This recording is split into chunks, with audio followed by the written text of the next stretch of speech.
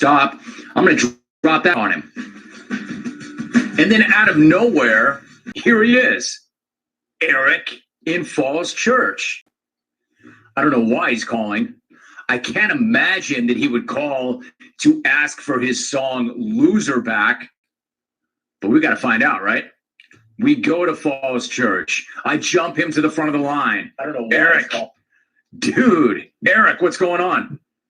First, Rome, thanks for the flattering build-up. That was great. But I mean, what are you doing with the show? I mean, you're letting Lane Pones rip on legends, and not only that, you're letting them copy them. I mean, Rick and Buffalo is basically doing a Jeff and Richmond and let him play second in the smack off. It doesn't even end with clones. Jeff and Southfield is ripping off Mitch Hedberg and let him into the smack off. Hey, remember the clones? If any of you do a fire Chris Rock impression, just give us a call, do a few takes in his voice, and lock for the 2020 smack off. But the worst thing besides Rick and Jeff getting ripped off was probably me getting ripped off on Monday by someone uncreative, unemployed, and ripping off perhaps the most prolific emailer in the history of the jungle. I'm talking about you, John, in Huntington Beach. So a trip down memory lane about 10 years ago, I started producing my own emails, and Albie was dropping entrance music from when I got my emails read. The jungle's electric. I was dominating the email, dominating the clones. What's up, dude? Then one day, Roman and I What's up, guys? Oh, shit. What's up? So I like to start the show. I don't know if I stole the idea from Nooch or other Periscopers, but like having something like, you know, playing as you guys jump in, because you guys don't all jump in at the same time. Dude, Eric Foster's will come on tonight. But before we do that, I'm hyped. Fucking sorry, my language just spits out. Like, all right, Eric's already in here. Dude, Mufasa. Can we get some Mufasa playing right now? There it is. It's Friday night. Give me one if you like Mufasa. Like, he's like my exchange student. He's part of the family now. I drive to school in the morning. My son to school. We're both dancing the shit.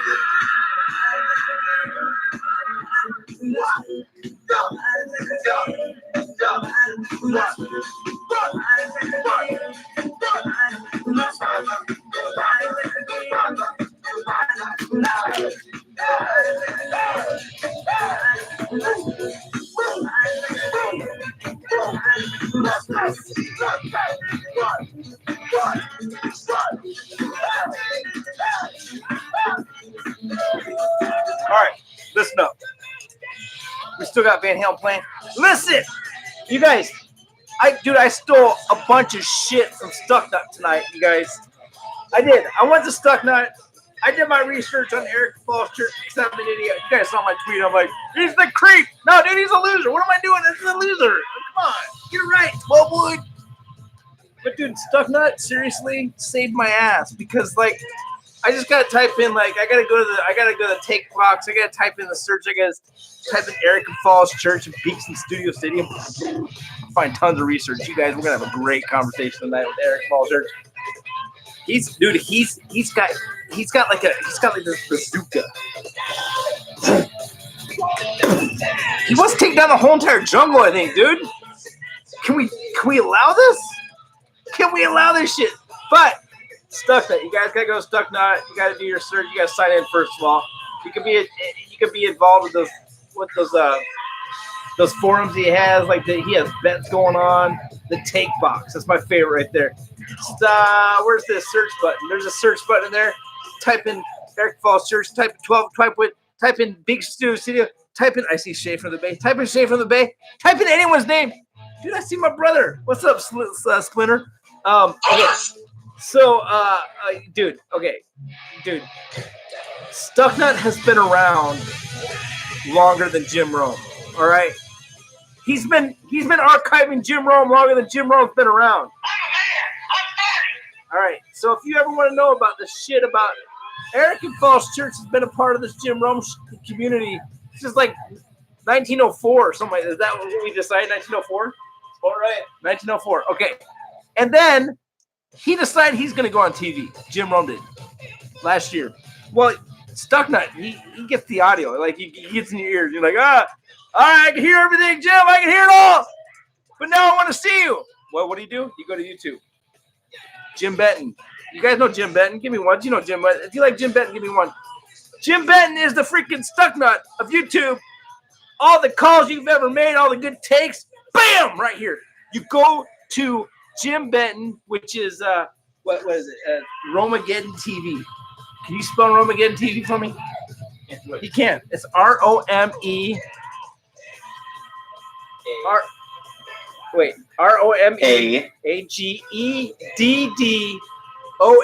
TV. Romageddon TV. Every awesome dude. Seriously, if you want to know what Jim Rome was talking about half the time, you're gonna find it here on Stuck Nut. I don't know, you guys. Is this the coolest community on earth? Like last week, Jim Rome's inducted to the Hall of Fame, and like all of us were involved. We got John in New York coming in. He's talking about he's filming it. You know, he's got his Periscope. Shit. We got Josh in Detroit doing podcasts. We got 12 Wood just talking every Friday night. Like seriously, love 12 Wood. Of course you do. Why wouldn't you? Come on. All right. So let me just say this before we go any further. Next week, I'm not hosting this show. I'm tired of this show. It's stupid. All right. I'm not tired of it. I'm joking. I'm going out with my boys. We're gonna go to the casino. We're gonna lose money. But Wells in the 360 has committed to being the host of the WOODSCOPES again. All right. So if you guys saw him last week, where he just totally like last week, a year ago, was it a year ago maybe? 4 years ago.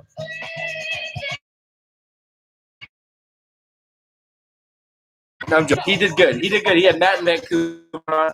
He's going to be hosting next week. I don't know who he's going to interview. We don't know yet. I gave him some ideas. The 29th, is that the Friday after? Yes. 29th. You guys heard of this. You've heard of Brad and Corona, right?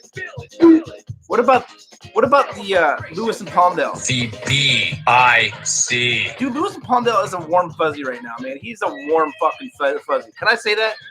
I don't mean to swear, but warm fucking fuzzy is Lewis and Palmdale. But what makes him even more warm fuzzy? Joy, all right? The angel who's donating a kidney. A girl she never even met before. Hey, you want this? Let's pretend it's hard. Yeah. Okay, so she's going to be on too. Joy is an angel. She's going to come on, I think. Lewis is going to tell us a story. Lewis has got other stories we haven't heard yet either. And then Wells is going to be a guest. He's hosting next week, but in 2 weeks he's going to be a guest. He's never been a guest. And who gets trolled more in the jungle than Wells? Nobody. Except me and Marty. Why does Marty get? Does anyone know why Marty gets trolled? I'm sorry. Don Chris Hansen. I'll make it feel really good for you. All right, hold on a second, Eric. I'm gonna call you up right now, dude. Do we have like a Eric sound takes or anything like that? All right, I'm gonna update my Alexa to get Eric in there. Eric? Wait, he has his I own would say it song. myself, but I think Will in Portland said it best. Eric and Falls Church, do us all a favor, buddy, all right? Go to the top of your church and fall. I couldn't have said that better myself. Thank you. Dana White, Drew Sharp, and a special shout out to Eric in Falls Church. Thank you for tuning in. Why would I do that? You're a loser, Eric. You're a loser, Eric. Oh yeah, I like it. All right, Alexa, call Eric in Falls Church. Why is Alexa tucked away? You have several contacts named Eric Falls Church. Can you please say the name exactly as it shows in your contact list? Call Eric in Falls Church. I should only have one. Calling Eric in Falls. Thank you. Oh man, I'm intimidated. This guy, he might rip me apart. I don't know, man. 12 Wood, what's up? What's up, Eric? Come on, Eric! Dude, How's it going? what are you doing, man? What's up? What are you doing? What are you doing the WOODSCOPES, man? Don't you have a life? You got a life, right? Well, I gotta say, I'm kind of disappointed. First of all, you have Geoff and Lincoln on like way before me. What's up? Well, with yeah, that? I don't But know what that you was finally about. get me on, and you have Beaks on, the same as me. I mean, at least you put me before him. Honestly, if you had him on before me, I probably wouldn't have picked up the phone. But No, happy Beaks. to be here, though. Thank Beaks you. Beaks is like a paperweight, and that's only because he's fat. Hey-o! dude. Eric in Falls Church. Something about Beaks, but before we go anything, so I saw him on Twitter. I've never seen him on a show. I guess he gets mentioned now, but I used to follow him, and he did these periscopes. He's always in the pool. I see his Twitter now. He has like profile pictures in the pool, but I used to watch his periscopes. Why is he always touching his face? Like, did you notice that he just touches his face obsessively? So he has to be cocaine. He has to be on cocaine. That's the only thing I can think of. Dude. But a guy that heavy, I don't know if he's actually on coke, but he's obsessively touching his face. I couldn't do it anymore. I had to unsubscribe. Have you ever heard of the app Marco Polo? No. Okay. I heard of the game, but not the app. So Marco Polo is an app. It's a lot like if you took FaceTime and it had intercourse with chatting. So basically, I could grab my phone and I could look at the camera and say, "Hey, Eric, how you doing?" Send. And then when you're available, you get it, and it's like it's 12 wood, and it's my face saying, "Hey, Eric, how you doing?" And then you reply, "I'm doing good. How you doing?" So it's basically like that. I'm on there with Beaks, dude, and the guy is always touching his face. I don't know what it's about, man. Anyhow, no, that's not. You're not speaking untruth here, but yeah. So it's literally like that. I mean, it's just. I mean, I don't know. So maybe when he comes on, you can ask him about the face thing. I've always wondered what's going on with that. So. Oh, I like to give Beaks shit because he's one of my buddies. But who said hey 12? What up, dude? All right, dude. Eric, we got a lot to talk about. You've been in this jungle for a long time. The thing I noticed about you, not other than the I got the song wrong earlier. I saw that, by the way. Creep. Who the hell am I? Like that's like Adam Hawk because he's a Radiohead guy. Yeah. Okay. You're the type of guy. You're in the jungle. You disappear for a year or two, and then you come back. You disappear for 2 years and you come back, and you disappear for 2 years and you come back. How long have you been apart, like in the calls and the emails and the tweets? Not even tweets. Like So when did you start actually like watching or listening to the show? What year? I started listening not religiously in like 2001, but religiously probably in 2017. Okay. So I would like to say, people are watching right now. They're gonna give me shit for this, but my golden years was like 2009 to like 2012. And I say that because like that's when you have the clout where if you send an email, 80% of the time it's going to get read. And I was pretty religious about it. Every week I send an email. Once I got the music bed underneath me, that was just like gold because it takes a long time to build it up. You have to play the music. So I was actually getting like whole segments at that point. So yeah, between 2009 2012, I was pretty regular. Again, not trying to brag or anything, but I looked on YouTube. People were actually with their LG phones recording, their laptops with my emails and stuff like that. Right. Like I'm gonna show me out on one of the TV shows. Yeah, we're gonna talk about that. My job changed. I wasn't behind a desk anymore, and then I kind of faded away. Also, you kind of run out of ideas. I'm gonna be honest too. And then Kyle Brandt, he was a screener at the time. He emailed me because I tried to get. I wore Roman and I doing stuff. He actually, I tried to get off that. He's like, "Nope, you guys stick to that. That's your thing." All right. You kind of run out of ideas after a while. All right. I think you're getting way ahead. I went away for a little bit, and then called because I heard my music was getting taken away, and then did my first phone call about a few months ago. So, dude, you're hitting all the bullet points in 1 minute. Let me just back you up a little bit here. Okay, so for a few, because I'm kind of newer. You've been around for a while. For some of you who don't know who Eric of Falls Church is. His brand is the guy who emails the show, and Jim is always like, he always plays loser. Can you play loser? And then when he's playing loser, he reads the email, but he's always like, his emails suck, but his wars are always about you guys kind of like hanging out, right? And then Jim would fit the bill, and you would bring the chicks, and he would always come out like, you'd come out way ahead. Like, and he's like, no, we're not ever hanging out, like how many, I don't know, Stucknut had like 20 different videos out there or audios or whatever, but how many, you must have gotten read 1 million times, I'm guessing. I wouldn't say 1 million, but I mean, I'm not saying 2009 to 2012, especially like 2010, like smack in the middle. Like, I was emailing every week. Yeah. Before I got the music, and the music happened because, I said my emails were so good. I need build up music to the emails. And then they play a cool song, like a really cool song. Yeah, and then the next time I asked for that, they did Loser, which was funny because when he did the Loser bed, I'm like, okay, that was funny for the first time. Yeah. Never in a million years did I think that he was going to play it every single time I emailed. Every time. So, but yeah, I kind of owned it. And then, it actually was, played to my benefit. But in terms of, back then I was emailing a lot, but, I moved on. And also too, after we email a few times and you don't get on, especially towards the end, it's kind of discouraging. So it's just. Oh, it happens to all of us. It happens to Right. all of us. But dude, okay, so for some of you guys, if you're kind of looking for something more familiar that you're used to, you guys all know that John in Huntington Beach recently, I would say in July, mid-July, emailed the show, and Jim Rome was like, dude, you're such a loser. And he started playing your song. Like, Yep. What the freak, dude? This is my song. Like, okay, tell me your reaction there. So John in Huntington Beach gets the email. He starts playing the Loser song, and you come out of retirement. What was your reaction? Yeah, so I wasn't listening.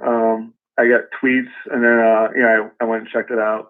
I always debated calling. I never pulled the trigger because one of my favorite people in the jungle is Kristen St. Pete, which I see he's watching right now. He was an emailer. He called. And he just flamed like legendary flame. I knew I wasn't going to flame, but you want to be good because if you're really bad, it kind of taints the whole entire thing.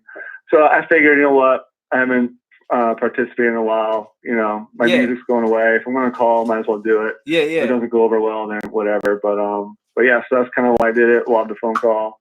I had to negotiate on hold with Hawk because I wanted 4 music drops. He was like, no, we can't do that. Finally, Alvin was like, all right, we'll do 2. And I got 2 out of it, thank God. But yeah, so that was basically the build up. And you played, I heard my music was being taken away, so I had to come back. You gave John in Huntington Beach, you gave him the clown song. What's the name of that song? I can't think of it right now. Oh, well, I call that rackety sax, right? But it's yakety sax. But, yeah, that was actually a famous drop. They used to play that all the time on the room show, 2013 or something like that. So Jim actually, we actually started the show with that phone call where you're like, Jim, give me back my song. Give me back my song. And I saw that. And have you called since then? Or is that the one time you ever called? I have not. Oh, go ahead. Sorry. Is that the only time you ever called the show? Yeah, that was the one and only time I ever called. And yeah, I like I said, I've always emailed. I tweeted once or twice, but first time I ever called. Haven't called back since. Debating whether to do it. I have actually some ideas, but I need to get some maybe people involved. So if I do call, it's going to be early next year, and then we'll see how it goes. Okay, so are you okay? This is crazy because, like I said, I'm kind of a newer clone. When you started getting into this, and like you even talking to me in the DMs, I was like, I don't really know much about you, but after research, and I see that you have a lot of history with the show.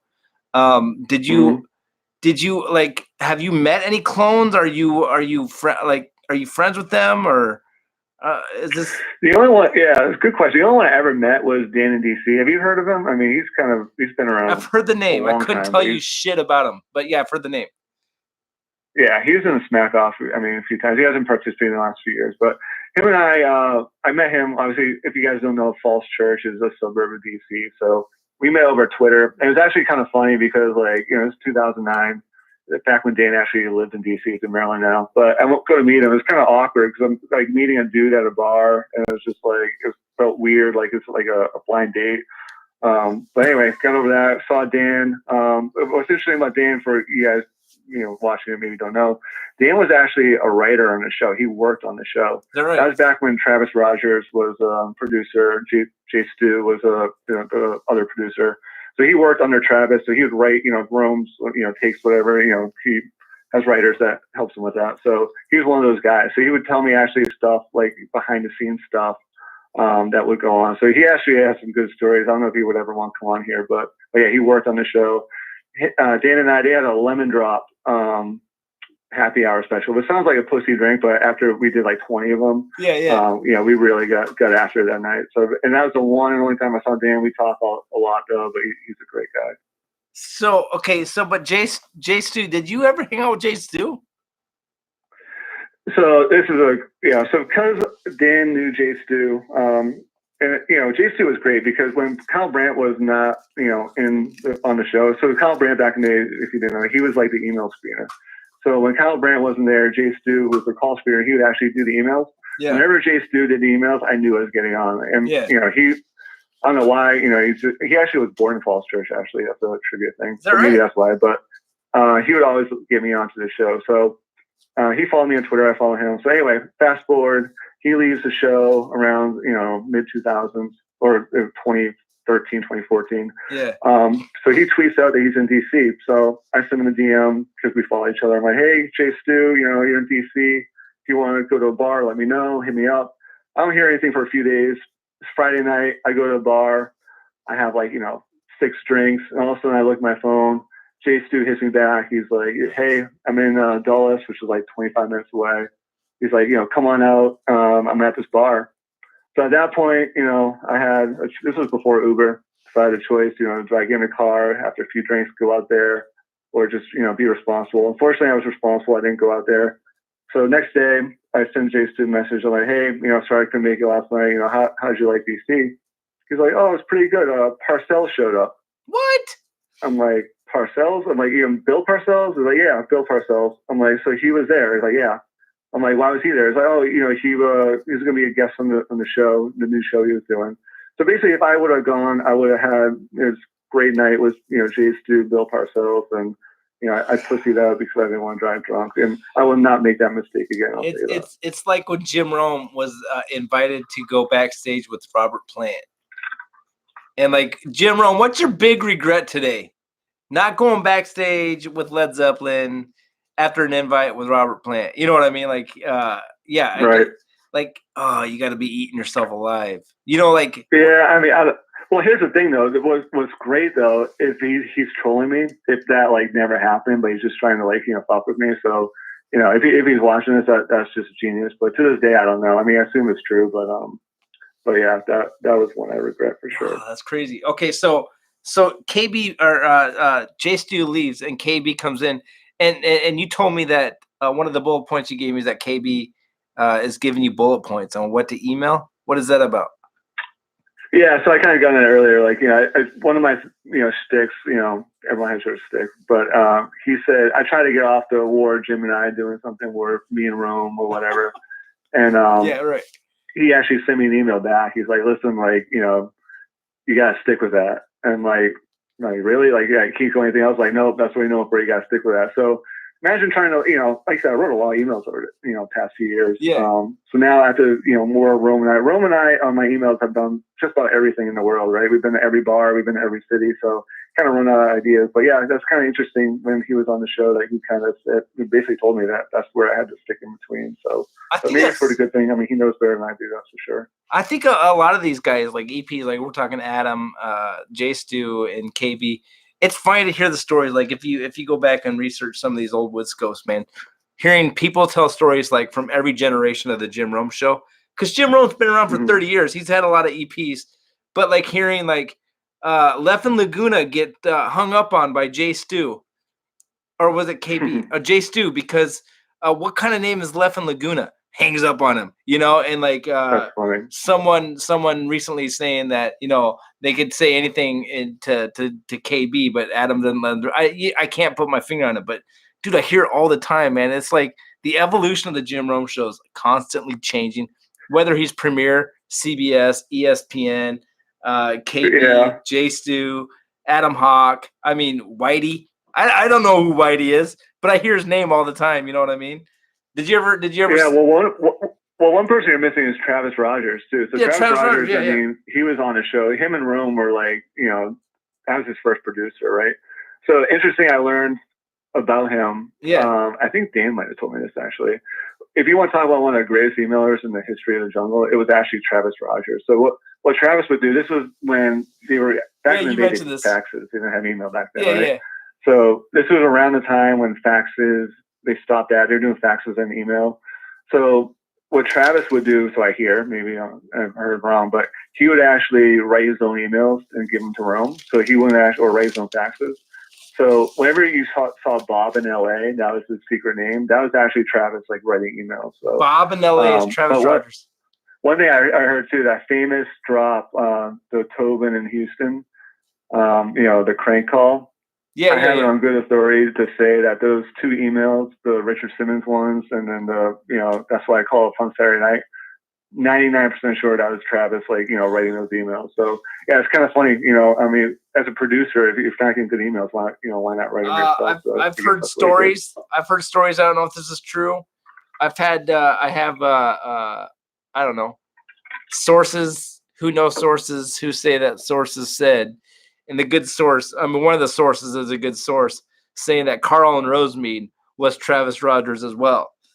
I've heard that one too. Yep, I've heard that was him as well. But yeah, I don't know where I heard that one. But yeah, that's another one. And then Travis Rogers is also. Would you say that there's Actually, I think you mentioned this a little bit to me. Tell me about Toby in Houston. Do you think that's is that fabricated? What is this? Is this Toby? Is he real? What's going on? I've always wondered that. Because the call is just. The thing that makes me think that maybe, because there's never any follow-up, like the really good calls, like the legendary calls. I don't know if you remember JD, he's a song parody guy, but he called in, he did this great song parody, and then he just kind of disappeared, but he always came back and did like a follow-up call, like a third call. So the thing about the Tobin call, the guy just disappeared. Like he never came back. So I always wondered if, because it's a one-time thing, if that was an inside job, but whatever. In the end, it makes good radio.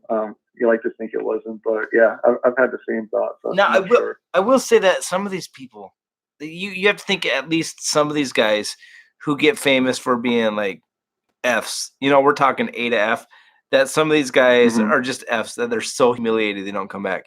I've heard Lance in Topeka is so devastated he faked cancer. I don't know if that's true or not, dude. Wow. Yeah, and that's why he's not around anymore. Like he can't even deal with it anymore. But like some of these guys that you said that you don't hear from them again. They might have been fabricated. I don't know if that's true, but it's fun to wonder. What was the one I was going to mention? We already mentioned Carl and Rosemead and Toby in Houston. Toby. But it seems like they all lead back to one person. You know what I mean? And that person is no longer on the show. But do you think that stuff still happens today? I see. I don't know. I don't really listen today, and I don't think it could happen today, just because I don't think it needs to happen today because the show's so good. I mean, it's on CBS. It's on TV now. The clone fan base is just so big now. I mean, back in the day, it was small. And it just got bigger and bigger and bigger. I think with the CBS and the TV show, it's just exploded. So I don't think they need to fabricate anything. The show just kind of does itself. And there's so many personalities out there now calling in that, they don't need that. But yeah, you always wonder, back in the day. But yeah, that's part of the fun of it, wondering if any of those was a fabrication or not. But I'm sure other radio shows do that. But the Jim Rome show definitely doesn't need to do that at this point. One thing I was going to ask you, that I've always often wondered, because you've been around for a while. I know there's some of the legends. They don't have to call 800-636-8686. They have their own backdoor phone line. Is there, you being an emailer from way back in the day, was there like a secret email address that you had? Not that you have to expose it, but did they give you anything like that to get noticed faster? Or There was an email address, and this is funny because Vic and NoCal, back when he was on Twitter, he's banned, which is fucking hilarious. So he got banned twice. But so him and I used to, talk on DMs, whatever. He was the only one that I would really talk from the show that I actually talk with a lot. I think a lot of it because we share the same political views. If you see my Twitter feed, you know what side I'm on. But obviously that's why he got banned. So right. I ran this by him too, because when I did get that email from the show, when they reply, because it's rome@haveatake.com, when they reply to you, there's actually another email address that comes up. And then if you email that address directly, it goes through. That email address is no longer around anymore. I tried to email it back, maybe they took it down, but it was rome@haveatake.com. It was Romey, ROMEY @haveatake.com. That was like a separate box, or if it they sent an email that was a return address. So Right. it seemed like that was an email that it could get through, or maybe it was just a return email address. But yeah, it did. It was there. I talked to Vic too. He's like, yeah, the Romy address is That's for real. awesome. Because Vic was trying to get through with the Smack Off one time. They emailed him, and he saw that Romy address as well. So that's crazy. I know. Yeah, there was definitely a different address out there at one point. I know of some clones who, not some, a clone who Jim Rome actually emailed, just based off of the fact that there's a personal relationship there. Oh, dude, I dug. I'm like, can you give me that email address? I promise I will not expose. And that person would not give it to me. It's like, I need to get it. So it's like, Jim Rome has to. So is his personal email address like his work email address? It's like I even said to this person, if I guessed this email address, is there any way like I could guess it and he'd be like, oh, maybe he just accidentally guessed it, and this person was like, no chance. So he must have it like under code like 128QZ at habitate.com. You know what I mean? Something like that. And there's no way. I mean, he's in business. He has to have some sort of email address that he uses. But that's interesting to think about. Like when I try to get guests on the WOODSCOPES, like I'll give you an instance. Robert Plant. I wanted to get Robert Plant on the WOODSCOPES so freaking bad because Jim Rome is always talking. I just told you a few minutes ago. Jim Rome was always talking about like, the one thing he regrets is not going backstage with him. So one time I found their website and I saw everyone on the website had name at LedZeppelin.com, name at LedZeppelin.com, name at LedZeppelin. So I'm like, oh, let me just try it at least. Robert Plant at LedZeppelin.com. It comes back 10 minutes later. This email address is not found on me. Damn it! Just like, oh man, yeah. So I start thinking of shit like that. But yeah, it's so you've been around. Okay, so tell me, who are some of your favorite? Like, what are some of your favorite Jim Rome moments? Not just with you, maybe even with you, and then moments where you were like so impressed with the show with like the callers or the smack offs, or who are your favorite clones? Or yeah, that's a great question. So it's funny, like 2009 to 2012, like I said, that was when I was getting read a lot. But it's funny, like when you get read a lot, you have this natural hatred for anyone else that gets their emails read. I mean, I imagine callers the same way. Like if a caller, gets their call taken and you don't.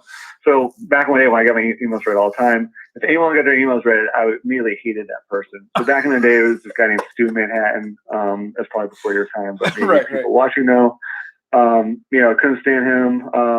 Blaze and KC he still emails, but he wasn't emailing as much as that at that point. Yeah. But Chris in St. Pete, he's watching, he emailed, but he was never really a threat. But but yeah, so if anyone got read, you just naturally hated those people. So those people, those emailers in particular, I hated because Craig in Tampa, he got read a lot. Anyone that got read a lot when I was emailing a lot, I just naturally hated. But I'm over it now. But looking at it now, I do watch the show here and there. This Rick in Buffalo, I just don't get it. I mean, I said in my call, like he's blatantly ripping off Jeff and Richmond. And you know who Jeff and Richmond is. Oh, totally, right? dude. Totally. Like, if you don't know Jeff and Richmond, you haven't listened to the Jim Rome Show, because that voice right there, that stands out. You remember that shit, whether it's replays or it's brand new, But wouldn't you agree though? Like you take, I've done this actually. You take the Jeff and Richmond call, or a sample of it. You do the Rick and Buffalo call. It's the same exact thing. I mean, wouldn't you agree? Oh, a lot of people say that, but you know what I gotta say about Jeff and Richmond that I can't say about Rick and Buffalo? Jeff and Richmond's calls are all identical. It's annoying, dude. Mm-hmm. Like, okay, right. we're gonna hear. Okay, hold on. Who's got their check boxes? Who got their check? Okay. Oh, he mentioned his biceps. Oh, here's his sled. We got to talk about his wife. Oh, and his Kentucky home or whatever. Tennessee. What is it? Kentucky or Tennessee? Yeah. Richmond. Yeah, whatever. You got all of his check marks and you're done with the call. And it's like he mentions a couple. Maybe he watches the WWE or whatever they call it these days, and he stole a line. I mean, the guy is easy to predict. Rick and Buffalo, at least, he goes after people, and his calls are always different. So he's like a modern day Jeff and Richmond. I know exactly what you're saying. I respect Rick and Buffalo way more than I respect Jeff and Richmond. Way more. Way more. Well, I guess the difference is one because Jeff is obviously from the great state of Virginia as myself, so that's one thing that I'm a little biased of. But Sure. I hear you. I mean, I'll admit I don't listen to Rick and Buffalo's calls because immediately when I hear him doing the voice, because listen, you see Rick and Buffalo, he's on Periscope, he's on Twitter. His voice is normal, but yet when he calls Jerome, all of a sudden it's very high pitched. Sure. It's very breathy. Yeah. And he's doing Jeff and Richmond. So it's like that right there is a hack move. So I'm gonna call it like it is. He's a hack. Find his first call. And that's why I can't even listen to his call. So just do your normal voice. If you have the game, you have the material, just do your normal voice. You don't have to do this different voice when you call the show. I just don't get it. So while we're doing this, I just asked K Wood, that's my sound guy, to see if you could find Rick and Buffalo's very first call. Because here he is. Here's my imitation of Rick and Buffalo's very first call.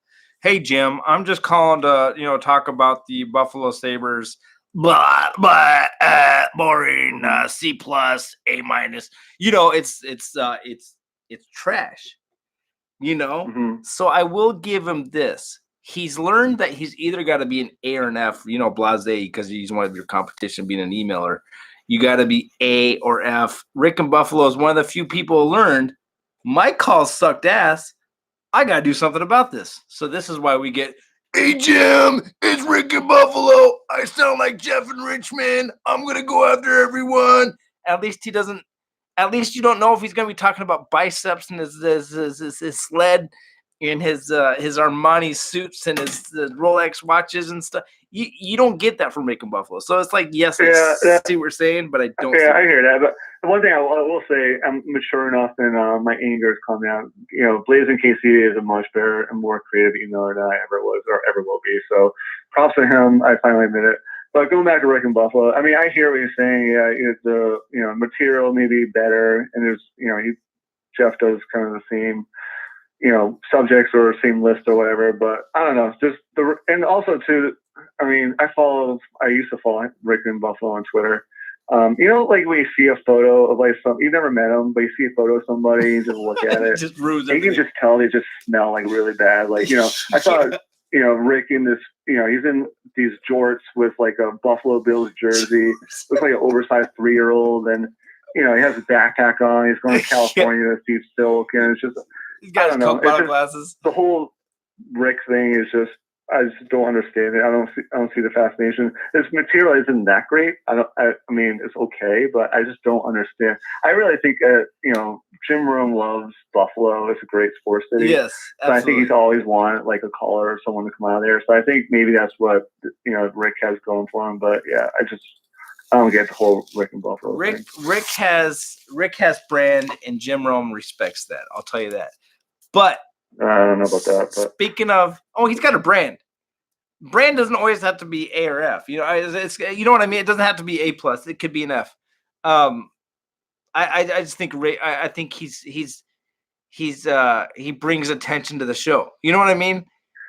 Yeah. Would you agree though? Like when you look, I mean, you've seen his photo on Twitter, right? Oh yeah, you've seen it. What he looks like? Yeah, he's no supermodel. Wouldn't you agree that he just looks like when a guy just like smells like muffled BO, like urine and just sweat? I mean, that's the type of vibe. He's a teacher. Would get, right? He's exactly what you picture when you think of like what eighth grade math student or math teacher or something like that. Totally. I know exactly what you're saying. All right. Okay. So let me ask you this. You mentioned that you want to talk about Silk Bra too. What about Silk Bra? He's been around as long as you have, or longer. Well, no, he's been around way longer than I have. So I came around like 2009. Silk's been around since like the 90s. But what's fascinating about him, again, going back, Twitter is this amazing thing because you get like this glimpse into like these people's lives and what they do. So Silk is a great follow on Twitter. It's one of those things where I don't know, like I just watch his like live feeds all the time. He's always has the wine going, the meats and the cheeses, and like the pool, the and charcuteries, stuff like that. and the what's fascinating about Silk is like his political views are just so different from mine. So it's just, of course, his Twitter feed is interesting, but I love going on his Periscope. He's the only one out when he goes on Periscope. I'll actually join. I'll just try to troll him. I'll just say stuff in the comments. I've seen you in there. I've seen you in there. Get him to be thrown off, whatever. But to his credit, though, he ignores me completely, and that's the thing to do. If someone's trolling you, just don't even acknowledge it. The only time he acknowledged me, though, was when he was with Rick in Buffalo. I was calling him a hack because he's ripping off Jeff and Richmond, and he talked about it there. I also on Sunday, I don't know if you saw the Twitter feed, I made fun of California and said, how homelessness is out of control and it's, a shithole. And, he got really offended. So if you actually go back to his Twitter feed, he's showing California how nice it is. And that was in response to the tweet I sent to him. I saw him. I don't know. He's like a nice guy, but yeah, he's a fascinating follow on Twitter for sure. I did see him one time in a Periscope say that he was, that the only thing he respects out of you is that your name is Eric. Of course, a few of you may not know this, but Silk's real name is, I don't know, figured out. I mean, if you haven't, I don't need to spell it out. You guys can probably that's where it comes from. Yeah. All right. We got Dan. We got talked about the emails. Okay. So, like, who's your favorite emails? You said Blaze and KC. You like his style. I like Blaze and KC. Blaze is a good guy. Yeah. I'll tell you my favorite and my least favorite. So I gotta say Blaze. He's very creative. He was around when I was emailing too, so I had that natural hatred for him for a while, and sure. Then it kind of faded away as I faded out, and I got a little more mature. My least favorite, and I don't know why I keep going back to this Christmas St. Pete thing. It's just something, when you're in middle school and like you just bully this kid all the time, and then you go home and you're like, I'm not going to do this anymore. It's wrong, And you try to, you say, no, I'm not going to do it. Yeah. The next day you go to school, you see the same kid. He just does something that just annoys the fuck out of you. Like that's how Chris is to me. Like I promise myself I'm not gonna make fun of him. He seems like a nice guy. I don't know him. I see his Twitter profile photo. Seems harmless. I've actually listened. He had like a Periscope or some podcast on I think Stucknut years ago. I listened to it, and what annoys me about him is he thinks his sports takes are so in depth or smart, but it just sounds so lame. And I mean, his Twitter profiles, if you look at it right now, he says, I'm the famous jungle emailer. I mean, it's just, I don't know, something about him. I promise myself that I'm not going to, make fun of him, but I always end up doing it. So Chris, I think you're watching. I don't know. I'm not looking at my screen anymore. I'm sorry. I'm trying to grow as a person. I don't want to do this anymore, but it's just something about you. I just can't stand it. So it's just really annoying to me. I can't put my finger on it. Who was it that when you called the Jim Rome show, you called about John and Huntington Beach, but you brought up Kristen St. Pete.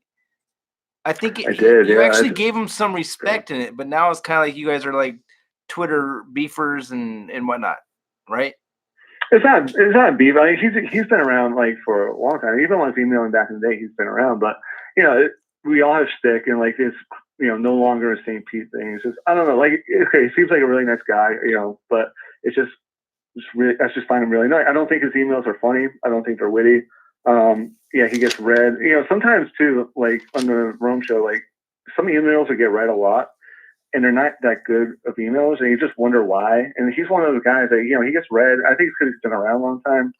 I don't know. I haven't listened to the show lately. I don't know if he does anymore. But back in the days, get read. I just could not figure out why. But they weren't good. You know what I like about Chris and St. Pete, or Chris no longer in St. Pete? What I like about him is that he's himself.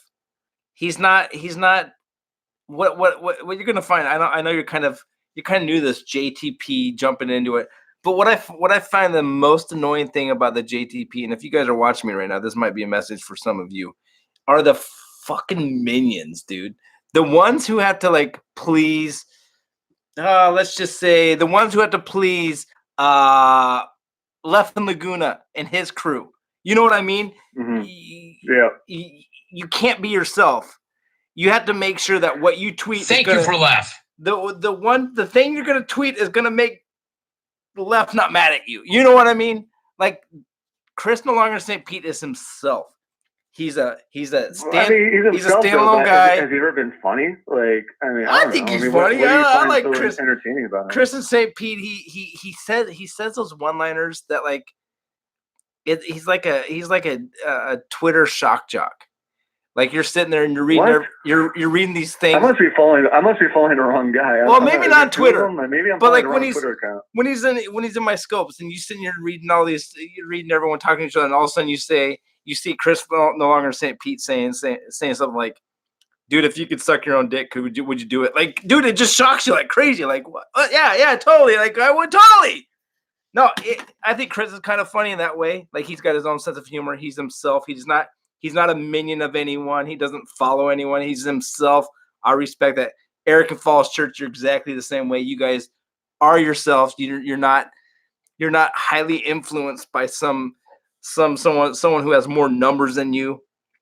You guys, if you're watching me right now, I'm talking to half of you right now. Most of you guys are influenced by someone who is just like, I got more followers and you need to impress that person. You guys are fucking followers and losers, man. Dude, I respect. Well, I'm the loser here, but no, you are the loser. Can you just? Yeah, you did say. I did watch your episode like 2 weeks ago. You said something that was really fascinating. You were talking about your first email that you sent, and you got read. I guess you got a few emails read. You're talking about the rush you got, and then I remember you said too, like you want to tell your coworkers about it, and I think you said I told one of my coworkers, like, you got your email read. Yeah, you remember that? It was okay. So I'm sitting in my office, and I sent a tweet out to Jim Rome. K Wood's back here. Him and Hoppy, two of my favorite guys on earth.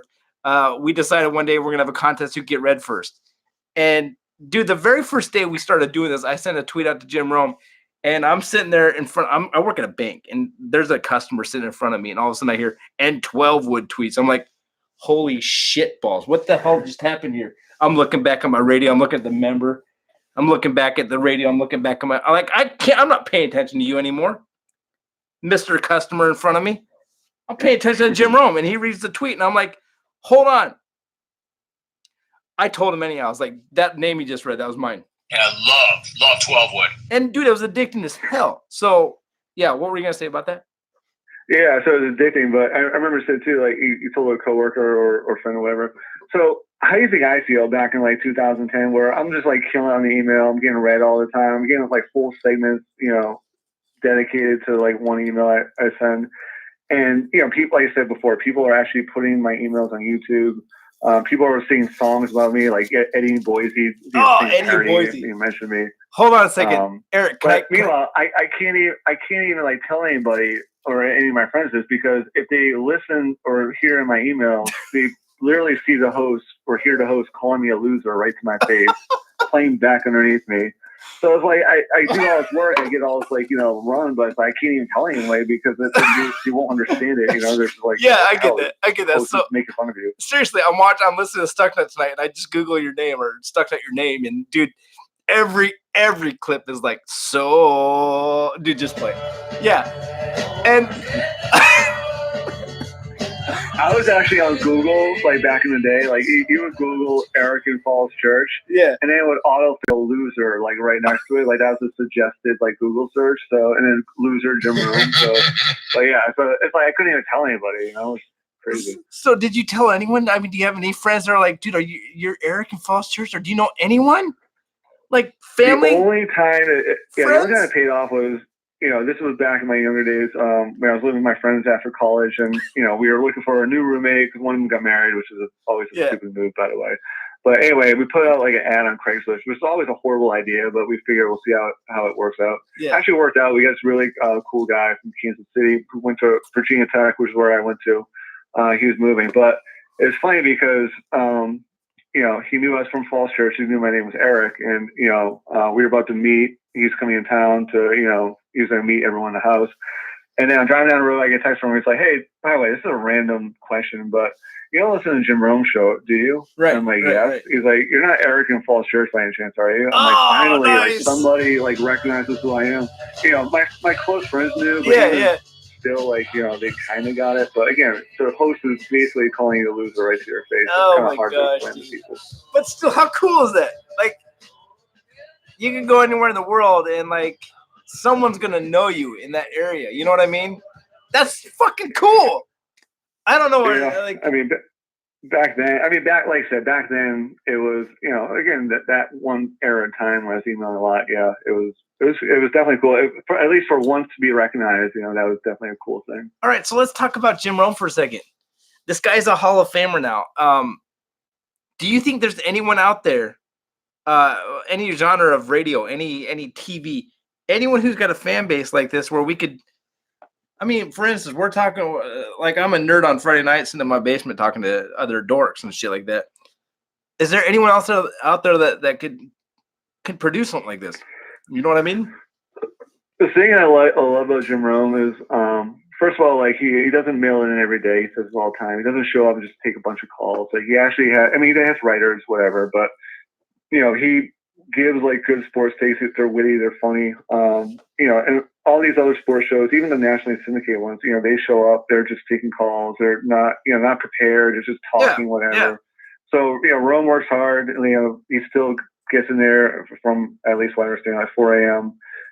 And 5 hours before the show, he's working. So I think that's what separates him. I mean, the work ethic. He's I want to be. He knows what's good, what's bad. So he's earned everything. I want to get a time machine and go into the dorm room or whatever it was that Jim Rome was in when he's like, dude, hey roommate, come here, check this out. I got an idea for a radio show.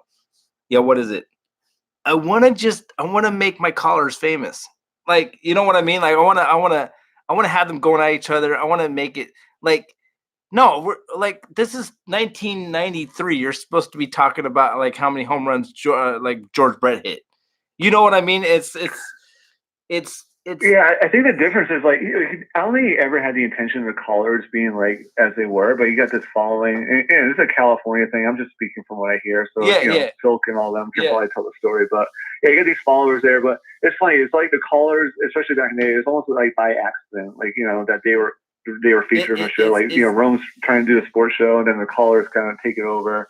Even like Jay Stu back in the day, producers, almost like by accident that they became the focus of the show. So it's like I think that's what makes it special for sure. It's just Rome's prepared, he's ready to do a sports show, but it's always like the narrative, like the clones are always trying to take it over. He's trying to fight back, and I think that's what it's like an organic birth, right? It's kind of like It's crazy, dude. Eric, man, I love having you on the show, dude.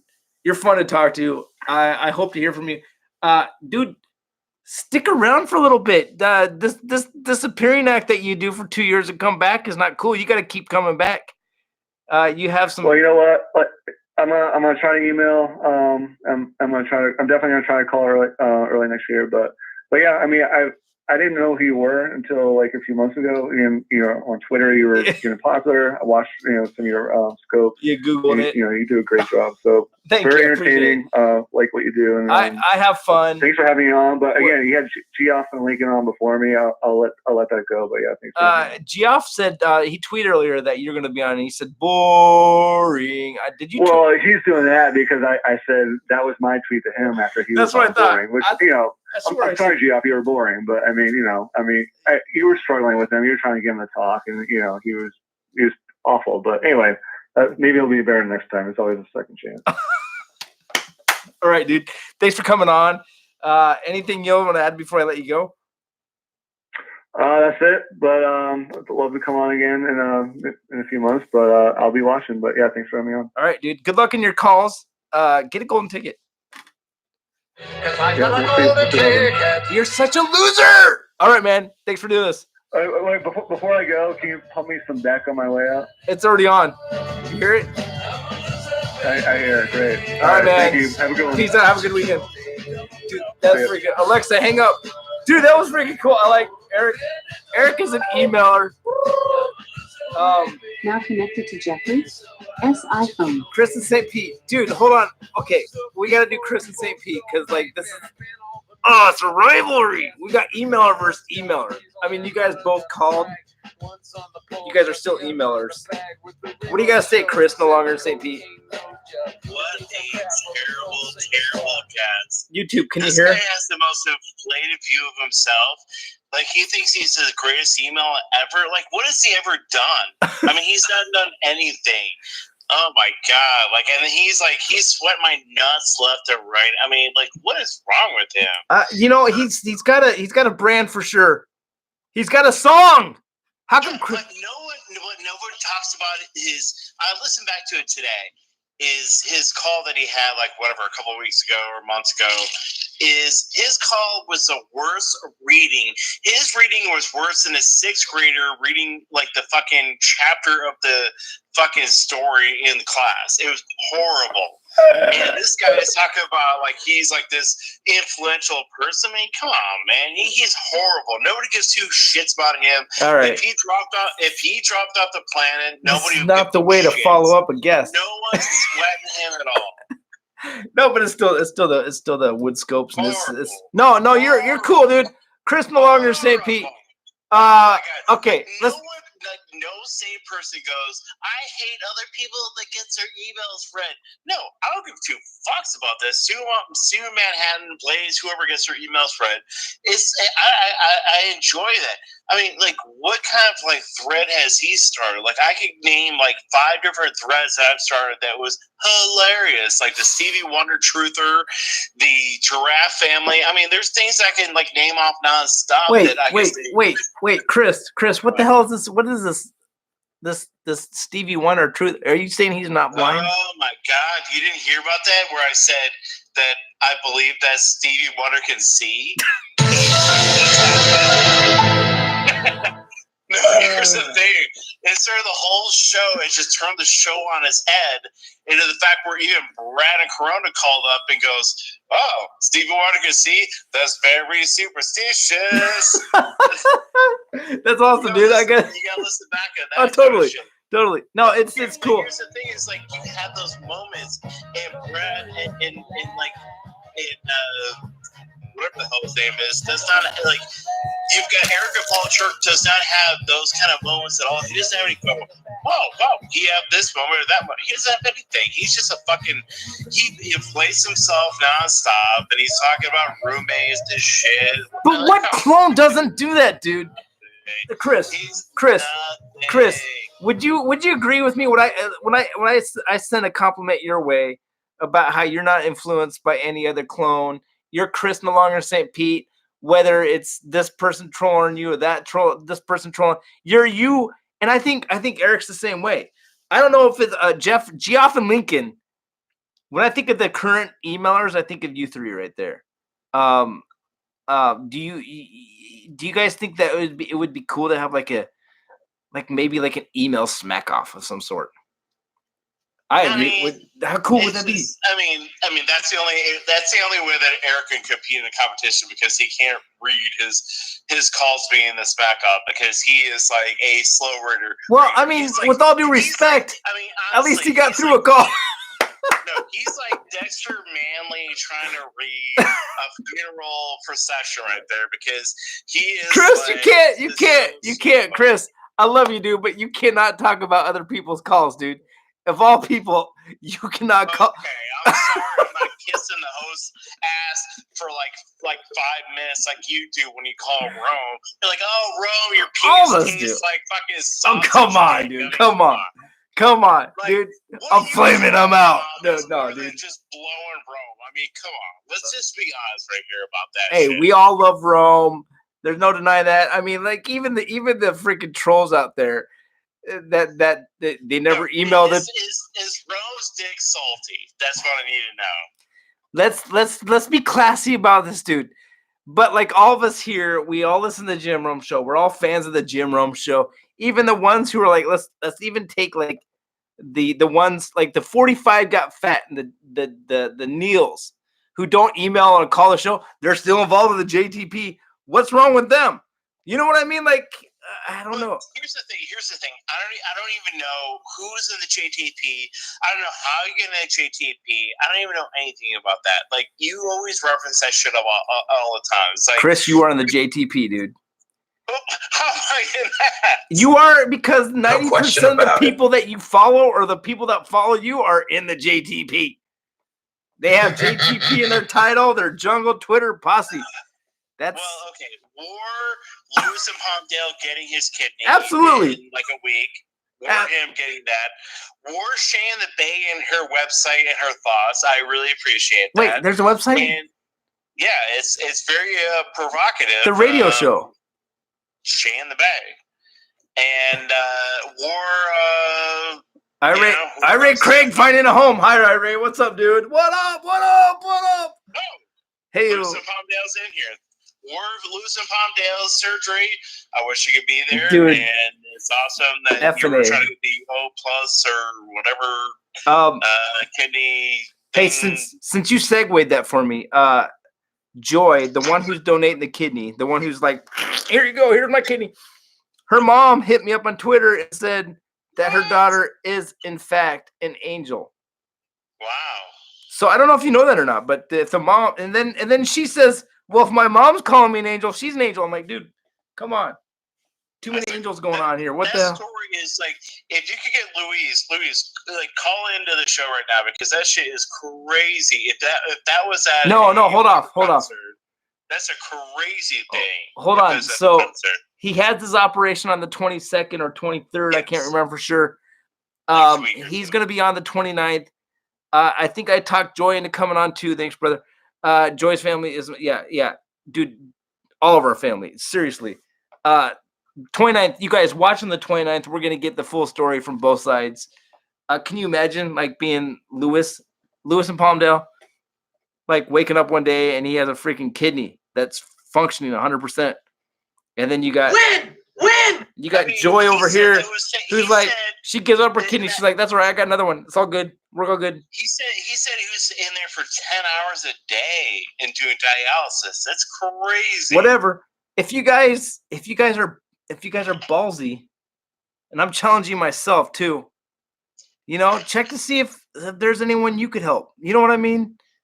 We're all given this gift of 2 functioning kidneys. It's 2 for me. If someone needs one, you know what I mean?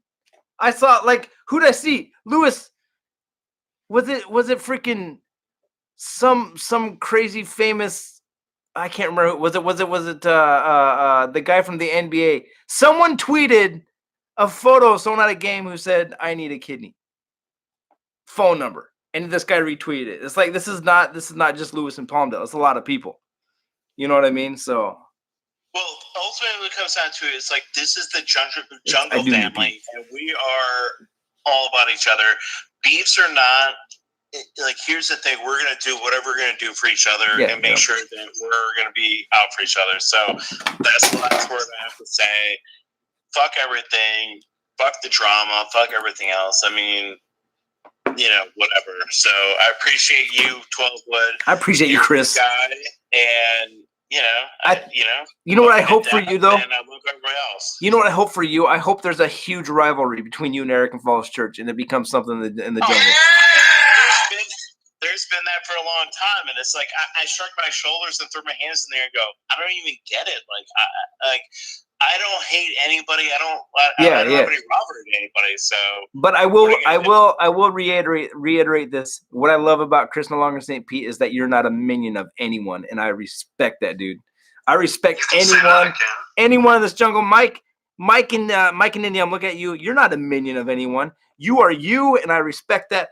A lot of you I respect, but there's a few. I'm the best there ever was and the best there ever will be. I just want to smack around some of you guys who are just the biggest, fattest minions of so-and-so because you need to, like, impress so-and-so. And if you don't impress so-and-so, you can't be dude, you're only yourself if you're yourself. I mean, how else can I say that? Thank you for laughing. K-Wood, can I say that? Did I say laugh? Yeah, I said laugh. But seriously, there's A, B plus, or whatever the hell my blood type is. And if anybody wants my kidney, you can take it out of my goddamn body right now if you want. So, dude, that's cool. Right, that's cool. I love you, Chris. I'm gonna let you go. I gotta piss like a racehorse. I'm kind of, yeah, dude. He already hung up. All right, you guys. P-Brank, you're gonna see a stupid video I made for TikTok because I was bored one night and it took me like literally 4 seconds to make it. So enjoy it while I pee.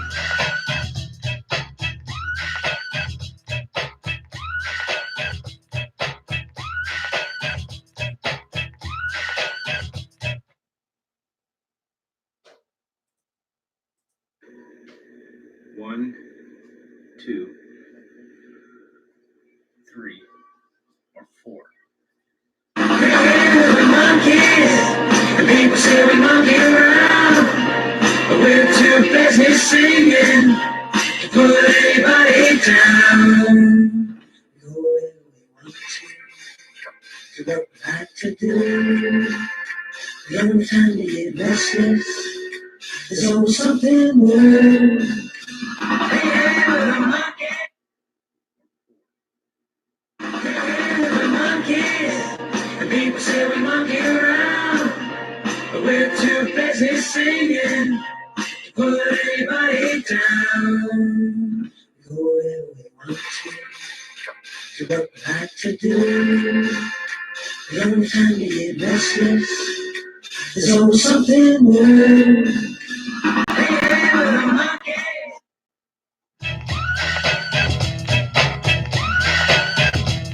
Pack it up, pack it in, let me begin. I came to win, battle me, that's a sin. I won't ever slack up, okay, better back up. Try and play a role and you're the whole crew. You! Get up, You! put your hands up if you got the feeling. Jump up towards the ceiling, monsters of them. You guys, we're gonna have Beaks in Studio City coming on. Before we get Beaks in Studio City on, if you guys are bored, I need you to go into your three buttons there and hit the share button. I don't care if you do or you don't. It's 12 was not about the numbers, dude. I just care about like having a good time. Listen, this WOODSCOPES thing, it's not about me. It really never has been. Has it ever been about me? No, I mean I like it when Jim Rome talks about the WOODSCOPES and shit like that. But let's be real. This shit is not possible without you guys. You guys gotta understand this. This is a show done on Friday nights to entertain the fans of the Jim Rome Show, talk about the Jim Rome Show. Whether we talk about his podcast, we talk about his fan, we talk about your calls, we talk about your tweets, we talk about your whatever. Maybe we talk about shit that's even on the side. We're gonna talk to Beaks in Studio City. He's got some crazy shit going on in this world, and I got you guys. Maybe some of you guys don't know what's going on. So we're gonna find out right now. Beaks, if you're in, hit the button, dude. Hit the button. I'm waiting. Beaks, I see your bubble, dude. Hit me up, yo, brah. Brah. Beaks, hit the button right there, Beaks. Micah Buffalo's in. My birthday, thanks. Dude, your birthday's in November? -2. November birthdays, dude. Lewis and Palmdale, not a minion. I'll tell you that right now. Play the Sarah Silverman video as a teaser, and then you can tie it in. Beaks! Oh, there he is. No, that's gonna be queued up, dude. That's gotta be queued up. This is good shit. Kaywood's so excited he wants to play it now. And you guys don't know what I'm talking about.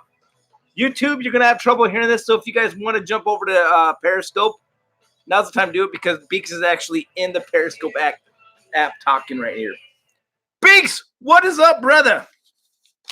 What's up, Lap Tits Mickey? I love you, dude. I'm having a good night, man. I'm not a drinker. I drink on WOODSCOPES and that's it. Friday nights I drink 3 beers, 2 beers, mostly 2, sometimes 3. I'm already. No, you drink like a full half bottle of tequila that was actually water. We get it. We know what you do. No one knows about that, dude. I would never fabricate anything on this show. This is. Yeah, sorry, I didn't call. You couldn't call me officially on the phone, but when I'm up here in the hills of Camarillo, that's okay, man.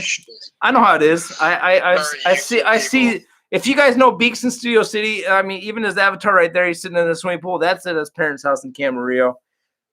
Beaks, you and I are officially besties, man. You're like one of my favorite people on earth.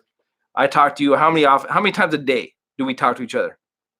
Yeah, I talked to about 10, 11, 12 of you guys. 12 monkey asses, like.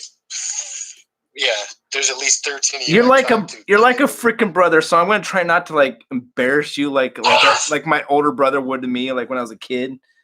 No, High five, 12. Oh, that's my mom. Hey, mom, what's up?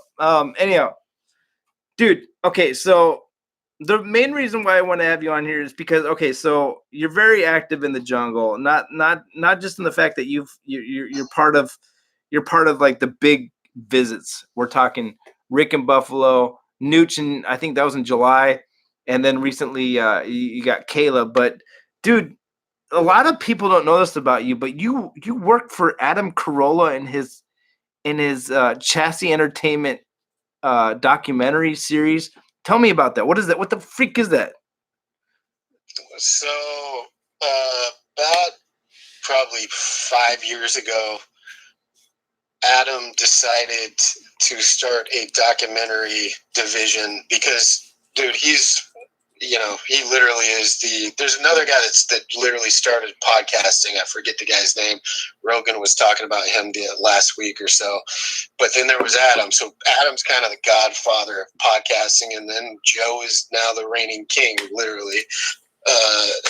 But Adam's passion is he was a contractor before he got on K-Rock and became a comedian with Jimmy Kimmel.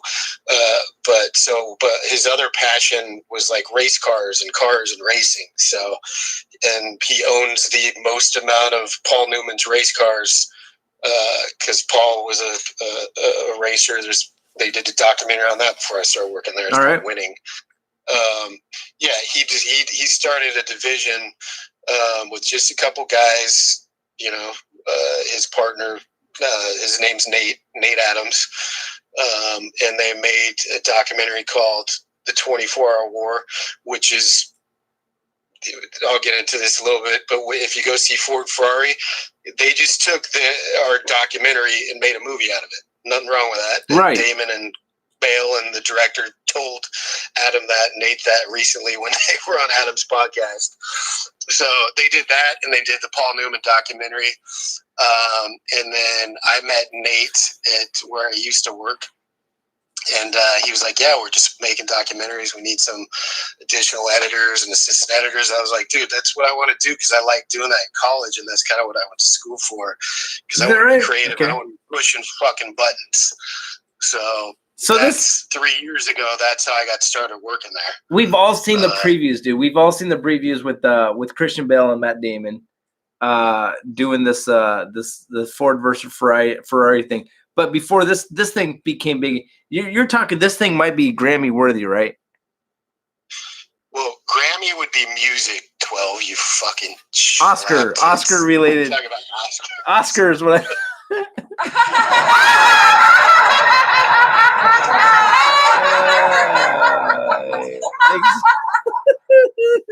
All right, dude. Real quick, yes, I was. All right, so just looking at the comments.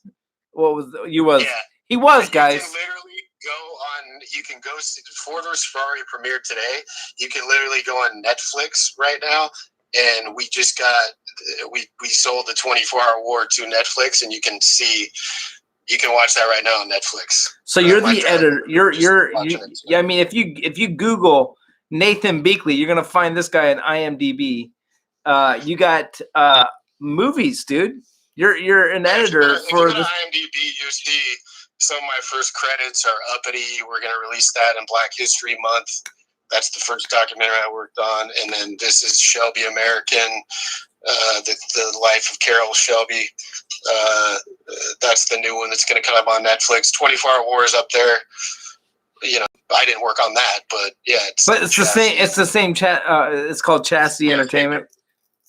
No, it's just Chassis Media. Media, okay. If you go to just Chassis CHASSY.com, right now you'll see all our docs on there, and you can even Shelby American that we just got finished working on. That's going to be available Tuesday, and on Netflix. It'll probably be on like in December, I would think, because we want to. It's on the website. You can buy it for $12. You know, so we want to get like 12. Get that out before Netflix puts it out. So, but yeah, our editor did a great job. He's a great storyteller. And basically, man, working for Corolla and Nate, the one thing I've learned is when you watch a documentary, the lead editor should get all of the not all of the credit, but a lot of it, because our editor, Tony, did a fantastic job. And our director and my boss, Nate, did a great job. But I think I've just noticed that the editor does so much work with documentaries. Film, you know, if you're gonna go watch Star Wars or something, it's different. But yeah, documentaries, dude, look at the lead editor. He's the one that fucking probably did most of the work. But okay, so you work. How many editors do you guys have in these documentaries? You got a lead editor, and then for these last two documentaries, I've main assistant or additional editor. But then we've got two other editors that have helped us at times when we need to, when the shit's getting down to the wire. So, all right, dude, do me this favor. We're a small company within a guy who's basically the godfather of podcasting. I mean, it's oh sure, he doesn't have to be doing, but he loves the shit. I mean, his man cave is filled with Paul Newman cars, and right in the next room you're editing videos like across the street or whatever. You got the podcast bay, which we're gonna talk about that with the Donald Trump Jr. last week. You tweeted a little bit about that, but dude, seriously, like freaking it, like dude. Next week, Tuesday. Did you say Tuesday? What day? Yeah, sorry, my puppy was going nuts there, so I had to go on. What's up, Micah? Radio silence. Yeah, Micah's. Micah's a little puppy. You can't give the. Okay. All right, so next Tuesday, Beaks, you're gonna have you dude. I'm talking to you earlier today, and you're like, I'm in the car, I'm driving, I'm dropping off the hard drive, dude. You're driving. You got this. It's the holy grail. You got this video that's gonna be on Netflix in your hand. What is that like? Tell me, what does that feel like? You're gonna be YouTube famous, not YouTube, but Netflix famous, dude. Like, tell me about that. Yeah, it's surreal in terms of like you want to do something creative, like any of you guys that are into like just art or making videos, or I don't give a shit if you're on TikTok, which is a whole nother rabbit hole that you don't need to go down. Do it. Do it. Me and Wells are on TikTok, dude. Man. So it's fun that it's something that I busted my ass on. It's not like I'm the lead editor, but it's been really stressful getting this fucking thing out. I know it has. And I saw you working on a Sunday, dude. It's nice to see. Nobody gives a shit about seeing anybody's name in the credits except for the actual person. The person's name's in the credits. Yeah. To have something I've worked on Netflix, because we busted our ass, man. So yeah, it's. I mean, it's like your resume is floating at the end of a movie, though. I mean, it's like next time you apply for a job, can I get your resume? Yeah, just go ahead and watch Uppity, and like, okay, when you're seeing the credits, I'm the Nathan Beakley they're talking about, right? Yeah. Right. It literally becomes your IMDb becomes your resume, and mine's, I've got to build mine.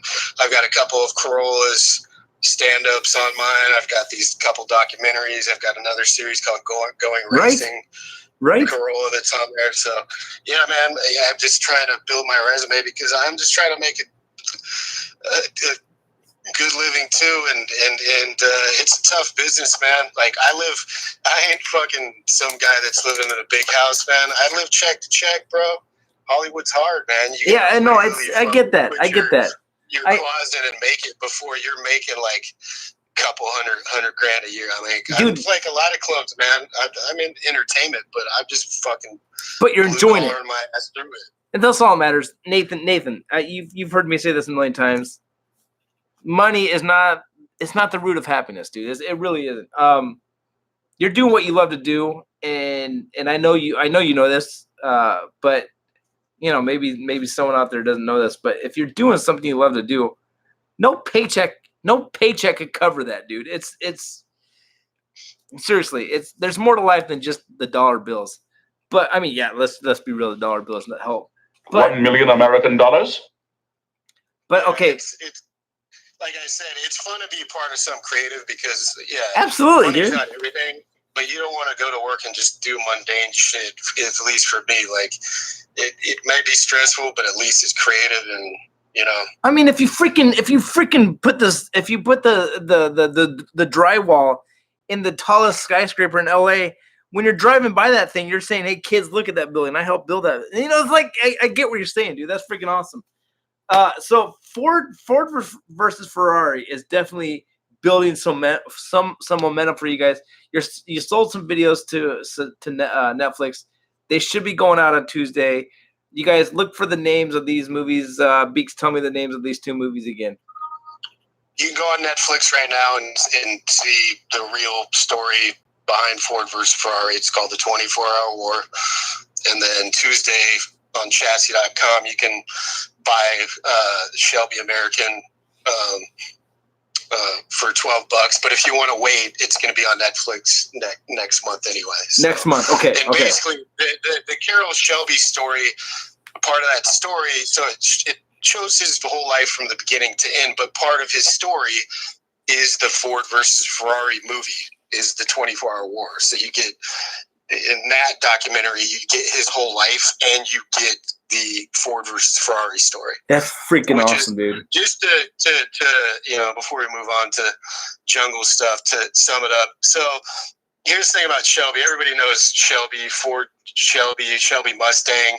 So the thing about this guy was, so he was a racer he went through the Depression. He was a World War II vet, and he was such a good racer. He was beating Ferrari as a racer in like the 50s, but he started having many heart attacks. So he couldn't race anymore. So he decided to start a company, which we know is Shelby American, and he wanted to beat Ferrari as a manufacturer. So what he did was, in the 60s, is he went to Venice, and he got all the hot rodders at the time. Like, you've seen American Graffiti, right? Everybody's probably seen fucking American Graffiti. Mm-hmm. So in California, everything was about the hot rodders in those cars. He took a small team of hot rodders. He went to Le Mans in the mid 60s, and he went up against Ferrari. And it was like, dude, you're going up against Ferrari. Like, what the fuck? That's basically what the movie's about, right? The Matt Damon and that's what the movie's about. That's what 24-Hour War is about. Right. And then when you watch Shelby American, you'll get that within that too. So he's a fantastic character, man. I mean, he died. When did he die? Died, I think in 2004, 5 or something like that. Did he die of a heart attack? I'm curious. Did he die of a heart attack? He literally lived into his late 80s. Nice. And had he had a heart transplant and did he have a kidney transplant? I don't know. There's a lot of that stuff going around these days. Yeah. Warren Lewis. Boom. Yeah. No, Warren Lewis. Lewis is actually the first clone I ever met in person. And then Lewis is a freaking pimp, dude. I mean, like, seriously, if we're giving like awards to like top 10, like, Lewis is number 1 right now. Beaks, I'm sorry, you're not number 1. Lewis in Palmdale is my number 1 clone right now. I love that dude.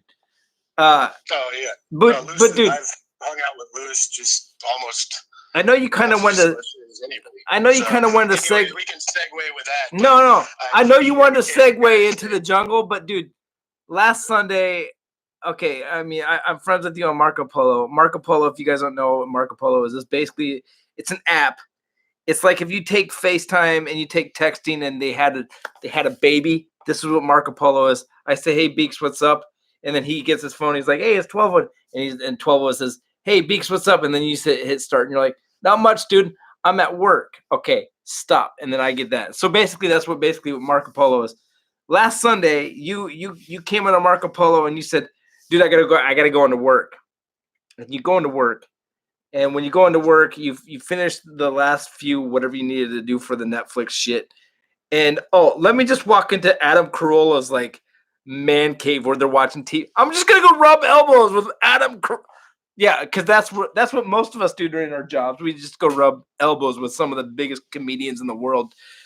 And dude, you're Marco Poloing where you're watching TV with Adam Carolla. I'm like, what the fuck, dude? What's wrong with you? Like, there's something wrong with you, man. You act like this is normal shit. It's not normal shit. But with that said, well, Adam's he's not how would you say it? Just like yeah, he is. Yeah, celebrity that thinks he's better than everybody else. No, I know that. I know that. I know that you can talk to. So I know that. So, but with that said. Last week he does 6 podcasts a week, 5 podcasts. Is that right? Yeah, he usually does like 6. But last week he had some super high profile. We're talking Presidente. Yeah, we're talking Donald Trump Jr. across the street from where you have your editing bay, dude. Dude, you tweet about it, but like some of the people who are not paying attention, who didn't see that, explain like and dude, go ahead. Yeah, it was funny because one of the guys that works in the podcast studio came over and he's like, yeah, Trump Jr. is going to be here, Monday or whatever. So, but he was like, he's like the Secret Service came in and they took background checks on all of us. Nice. Yada, yada. I'm like, that's pretty crazy, man. I'm like, I guess that's how it is if you're the president's son. I mean, that makes sense. And plus, we're in California, so they got to check out the area, the building, and they did all that shit to assess to see if, if there's going to be protesters or because literally, if you're a fan of Adam Carolla, you can find out where the podcast studio is. It's not sure. There's no secret. It's gated. There's security. There's a code to get in. So I'm like, well, fuck. I guess I can't go over there Monday. He was like, yeah, it's like not even close. So Adam's mechanic that works in the back, that works on his race cars, he comes over Monday early afternoon, and he's like, yeah, I didn't realize the Secret Service was going to be over there today. He's like, I had he took like a saw and some other like equipment he needed to take over there. The Secret Service was on. I'm like, what the fuck? Who the fuck is this guy? Yeah. And let him in. And so when he came and told us this, and he joked around with him and was like, dude, can I get like a picture of you guys, or you guys have your foot on my neck? And they're like, no, stupid. You can't do that. And Sean's a really funny guy, smart guy. And so I was like, I got up, and you guys, know who Sarah is. I was like, Sarah, fuck that. I'm walking over there. Yeah. Sarah's she's got the over the wall. She's the other bay, and she's got the other editing bay right across the wall from you, right? Yeah, exactly. Super cool. So I was like, fuck that. I'm walking over there, and yeah. I walk up, and these dudes look straight out of a movie. There's some short, like Tom Cruise, perfect hair-looking guys, like chiseled, suits are perfect. And they looked at me they're like, oh, this guy's no threat. And I just walked up and was like, hey, I work at Adam's other shop, like just right down the block. I'm just here to pick up a hard drive. They were just looked at me like, all right. You're okay. And so they didn't even check my ID. What? I walk in, and as I'm walking in, one of the guys like, hey, you got to do a full body cavity search before you get in the front door, though. And they start laughing. I'm like, oh, I definitely came to the right place. Yeah, you did. So they're cracking fucking jokes, and I walk in, and there's like fucking 10 more of them in there. They looked at me, and they're like... They weren't worried about me, dude. Those guys are such perfect. But the reason I went over there was actually not, I don't give a fuck about Trump Jr. I wanted to go over there and see how those guys handle shit and what they look like. You could just tell if some real shit went down, or they profiled you, or they thought something was off. You ain't getting in that motherfucker. Were they talking in their sleeves? If it was actually Trump there, I wouldn't have gotten in. But they're like, hey, it's Junior. Go fuck yourself. Like, even if it was his daughter, they might have been more cautious, but they knew I wasn't a threat. At any point, it was funny to do. Beaks, at any point, did you have a finger up your ass, whether it be yours or someone else's? Butthole. I'm just gonna not answer that. Okay. So, before we go into jungle stuff, because this is all about the jungle, but dude, your editing bay is your shit is. A few weeks ago, not only did he have Donald Trump Jr., but he had Matt Damon and Christian Bale at the same time in the podcast studio, right across the street from you. Tell me that. Tell me what's going on there. Yeah, I didn't get to be a part of that because they actually did that at the Peterson Car Museum, which is a famous car museum that has crazy expensive cars from Ferrari to Shelby to you name it. So yeah, they had the director of Ford versus Ferrari, and I'm a jackass because I should know this guy's name. He's done some good movies. And Christian Bale and Matt Damon. So I didn't go because they really just needed my boss Nate, and then our camera guy Travis, and then of course Adam to do the podcast. So how cool is that though? It was, how cool is that? Yeah, it was cool because those guys were really genuine, and the director and Bale and Damon both told Nate and Adam that, like I said earlier, they took the template off 24 Hour War and basically made that the movie. Their movie. Right. So that was really cool. So with this said, I already know the answer to this, but no one else does. Let's just say they give you access to go hang out with Christian Bale and Matt Damon. If you had one thing to ask Matt Damon, what would you ask him? You dick. You know what I'm going to say because a couple of you guys know this. I actually grew up with Matt Damon's wife, Lucy. I went to school with her. She was a really good friend, and I actually took her to my freshman homecoming. I don't think I've ever posted pictures of that on Twitter, but yeah, Lucy was great, man. She was. You went to prom. Hold on a second. Let me just stop you there. Matt Damon's wife, she was just a good friend of mine. Did you ever tell Matt Damon's wife that you were fucking Matt Damon? Dude, just play it. Just play it. Dude, hold on, Beaks. Hold on. I'm Matt Damon. Matt Damon. This song was written by Beaks. Matt Damon. She's Matt Damon.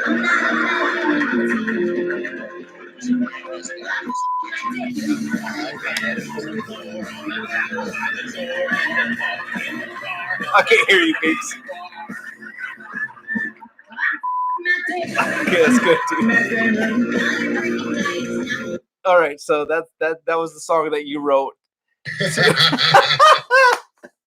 you told Matt Damon's wife that that's what's going on, right? Exactly. Exactly. All right, no. Dude, the one thing I would have commended Christian Bale on is that famous rant he has on the assistant director getting in his eye line. Yeah. He was right in fucking chewing that guy out. When you're doing a fucking scene and you're trying to concentrate, some jackass keeps walking in your eye line. Like, what the fuck you doing, all right, man? And so that rant is so funny. So people don't know what you're talking about.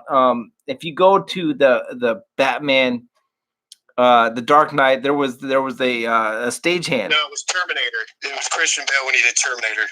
Christian Bale did Terminator? Yeah, he did the was it 2 Terminators ago? Dude, he loses his shit.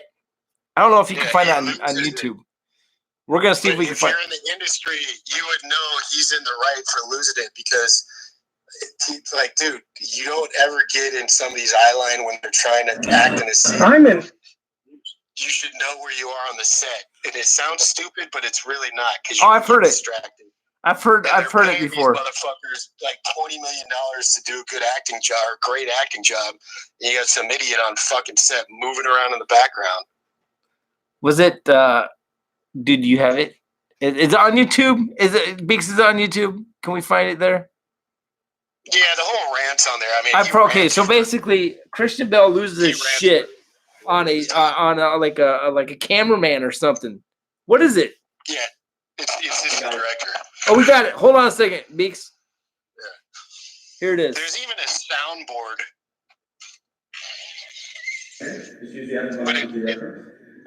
But before you really long, the Terminator's going to bust into the scene. Terminator ready? Robot ready. Okay, last look.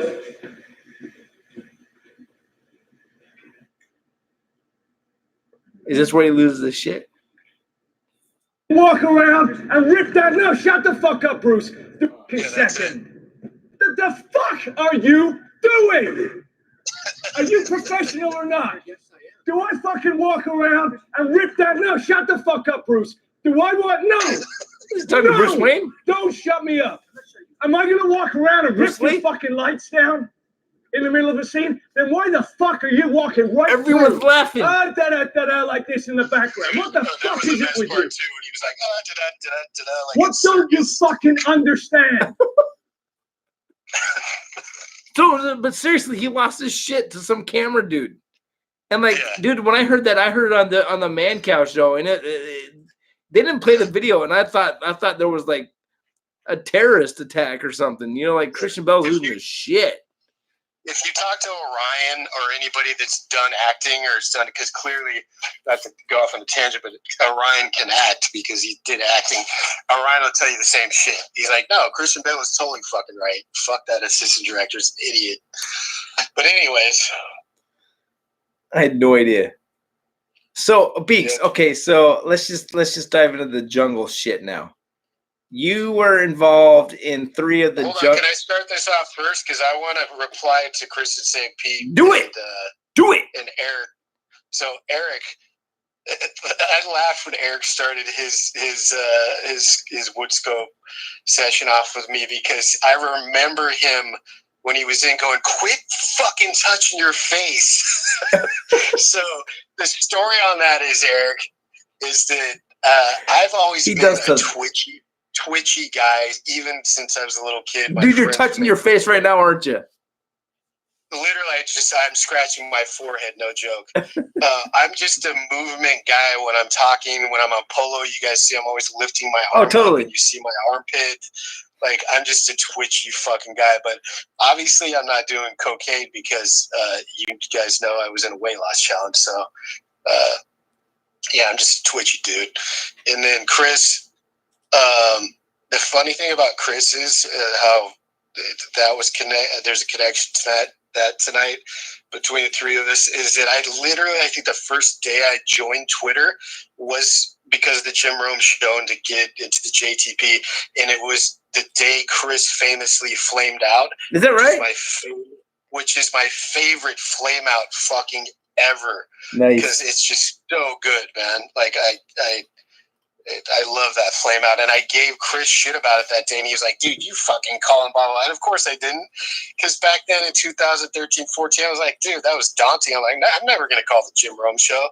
And then for whatever reason, years later, I started calling the show. But yeah, Chris's flame out is so fucking good. It's not even embarrassing. It's just the fucking best I hear you. When he's like, I love it. I'm flaming Jim, I'm out. Like, dude, seriously. Like, he's one of the few people that actually hit the eject button at the right time. You know what I mean? Yeah. Like, that's the best flame out for me ever. It's so good. Like you think of people like, you think of Kyle in Green Bay talking about Drew the Jumpman Gillette or Matt in Cleveland. There's no eject button there. They hit a wall, man. Chris no longer. Oh man, I'm nervous. How's it going? Chris no longer St. Pete. He hits the eject button. He redeems himself.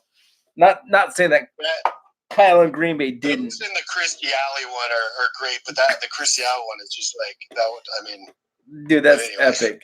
If Matt Cleveland, if any of you guys have access to Matt Cleveland, I want to find that guy. I want to get him. Okay, seriously. I'm going to call Jim Rome one of these days in the near future, and I'm going to make a list of people I want on the WOODSCOPES. Joaquin. I know you don't watch this shit, but if anyone knows Joaquin, is it Joaquin or Joaquin? Whatever it is, I want that motherfucker on here. You got to get Jeff in Richmond because we just fucking can't stay. Like, dude, Jeff in Richmond, yeah, he came on.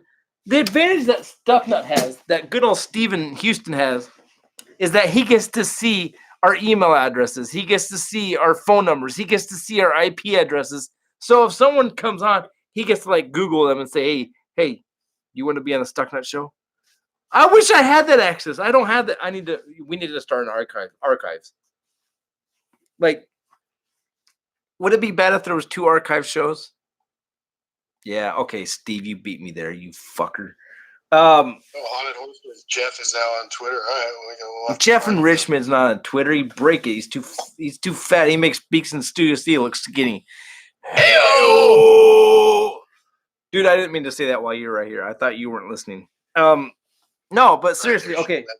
What do you want to get into now? Beaks in Studio City. You had a weight loss. You need some direction. No, what I was going to talk to you about is a few months ago, you had some chaos in your apartment. I mean, we're talking some good chaos. We're talking this should make some good entertainment for anyone who's listening. Your roommates down below, not your roommates, but your neighbors below. I mean, we're talking like you guys have seen like maybe Friends where they're like beating on the ceiling. I don't know. What, you had someone who sprayed mace at you? Yeah. So what? We had, my building is a nice building, but the floor on my roommate's side is creaky as fuck. Well, the downstairs neighbor, out of nowhere one morning, like we were all home and getting ready for work, and we hear this just banging on the fucking, from them, like with, you had to have a broom handle or some shit. Right. And he was just like, "You motherfuckers, how do you like it now?" And my roommate was like, "Nate, do you hear that?" And I'm like, "Yeah, what the fuck is that?" He's like, "That's what the fuck I've been telling you about when you're not here and I'm here on the weekends." He's like, "Dude, the floor is creaky. We can't do anything about it." And we've complained about to management. So this guy's story ends up being, he's lived there for like 4 years underneath this. The floor's so fucking creaky that anytime my roommate got up, like it would just wake him up. And he let this build for like 3-4 years rather than tell management, and just unloaded that morning. And we went downstairs and we're like, "Dude, what the fuck is going on?" He was like, "I'm not coming out of this apartment. Fuck you guys. You're up all night running around." We're like, "Dude, what the fuck are you talking about? Like, there's nothing going, like, the floor's fucked. Like, we've told management, what are you talking about?" And so my roommate at the time, he gets pissed and they get an argument. I've literally got on video and camera this guy going nuts. If you guys ever want to see it. Wait, do you have it on camera? Yeah, I've got him. You can hear him going nuts in his apartment when we went down there. I've seen videos of you I've seen videos of you sitting in your apartment while he's knocking on your door, and you're like, "You see what I'm dealing with?" Like, dude, seriously, we're telling you. No, that's us outside his door. While we're not even upstairs, we're downstairs knocking on his door. That's what that is. It's crazy. So we go down and talk to the landlord, and she's fucking just, she's like, she can't figure it out. It's the long story short. And so we go back up the stairs, and the dude, my roommate's pissed, so he opens the hallway door just to see if the guy came out. He came out and he sprays mace in the fucking hallway. I'm choking. My roommate's choking. Anybody that had taken their kids to work or anything, oh, dude, I've never experienced mace. That whole day, I'm serious. The whole day, I could taste that in my fucking mouth. What is that? Is that pepper spray? What is mace? Is that? I've never been. Pepper spray, mace, whatever it was, dude. You instantly start going to coughing fits. It's like unreal shit. Like, we could have actually called the police, and the police were called, but I could have fucking made a report in terms of just an assault. I could have charged him with assault, because you're not allowed to. I talked to a cop, and he was like, "You can't just spray mace for no fucking reason." There was no why not? Mace is not pepper spray, but haunted horse, whatever the fuck it was. Yeah. It believe me, it was so strong that it barely. It's not like he sprayed it right in our face, but it was bad enough in the hallway that it was, dude. It was unbearable. And yeah, he's a psycho. Oh, and then the guy texted me. Nice. Later on that day, he called my roommate the N-word on the phone. It's because he's black, people. Yeah. And then he proceeded to tell me that he's not racist because he's a fag. That's what this crazy guy downstairs told us. That's a bad word. I love America in 2019. I told this story to a ton of you guys, and everybody's like, "Wait a minute, so he can call your roommate the N-word, but because he's only if he's gay." I'm like, yeah, and I'm like, dude, I don't care. What does you having your sexual orientation have to do with being a racist? Like, yeah, that was one for the books, but I've never had an experience like that. Even when I was in college at Chico State, like, I've seen some crazy shit, but Right. there's that story. Jeez. Okay, so are you guys cool now? What's going on with the neighbors now? It's been a few months. We don't see his roommate is the really nice guy, and I see him, and he knows the whole story. I've never seen the other guy, other than that. I don't know what he's. Oh, and he's a massage therapist. Let's put that on that story. The crazy one, Like a Robert Kraft one, or normal one. Probably. Hey, there's that. And it's funny too because a rub and tug is $5. Moved out.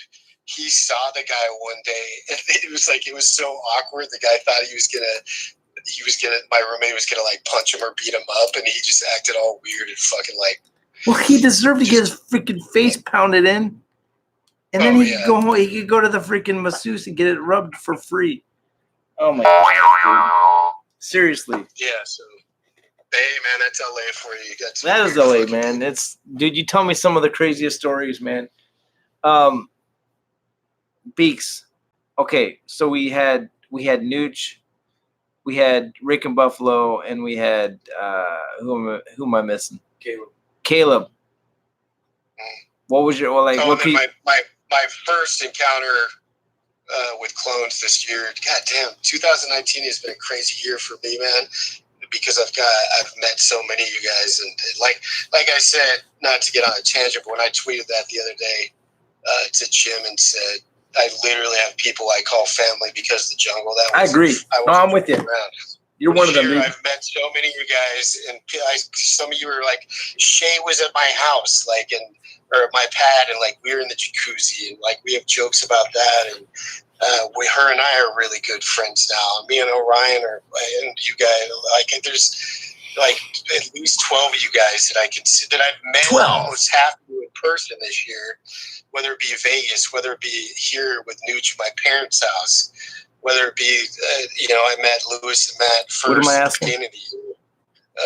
So yeah, it's been a trip, man. It's I appreciate the shit out of all you guys. I've had a crazy year, ups and downs, but when I think back on 2019, it's unbelievable. Like, hey, I've hung out with Silk and his wife like 3 times, and he's just the fucking holds court, like just a gangster. Silk, so fun to be around. Is that I got to meet, just so many.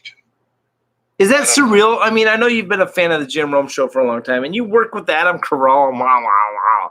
But is that surreal to you to meet some of these guys that you've listened to call on the Jim Rome Show for 20 years now? Oh no, yeah. When Nooch came down here, being around him, and then him and I and his wife going up and meeting Left first, and then meeting Silk second, and then the Benton and Matt and everybody that came on that trip was that to me was that's bigger than me, meeting Adam Carolla. Nothing against him, because I've been listening to the Jungle since around 1994 or 5, man, since I was like a sophomore in high school, junior in high school.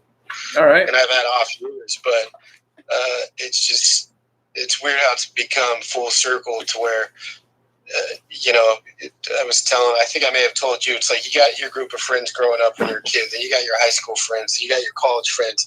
But then after that, you may not get a lot of friends because you may get married, you may have just a certain circle.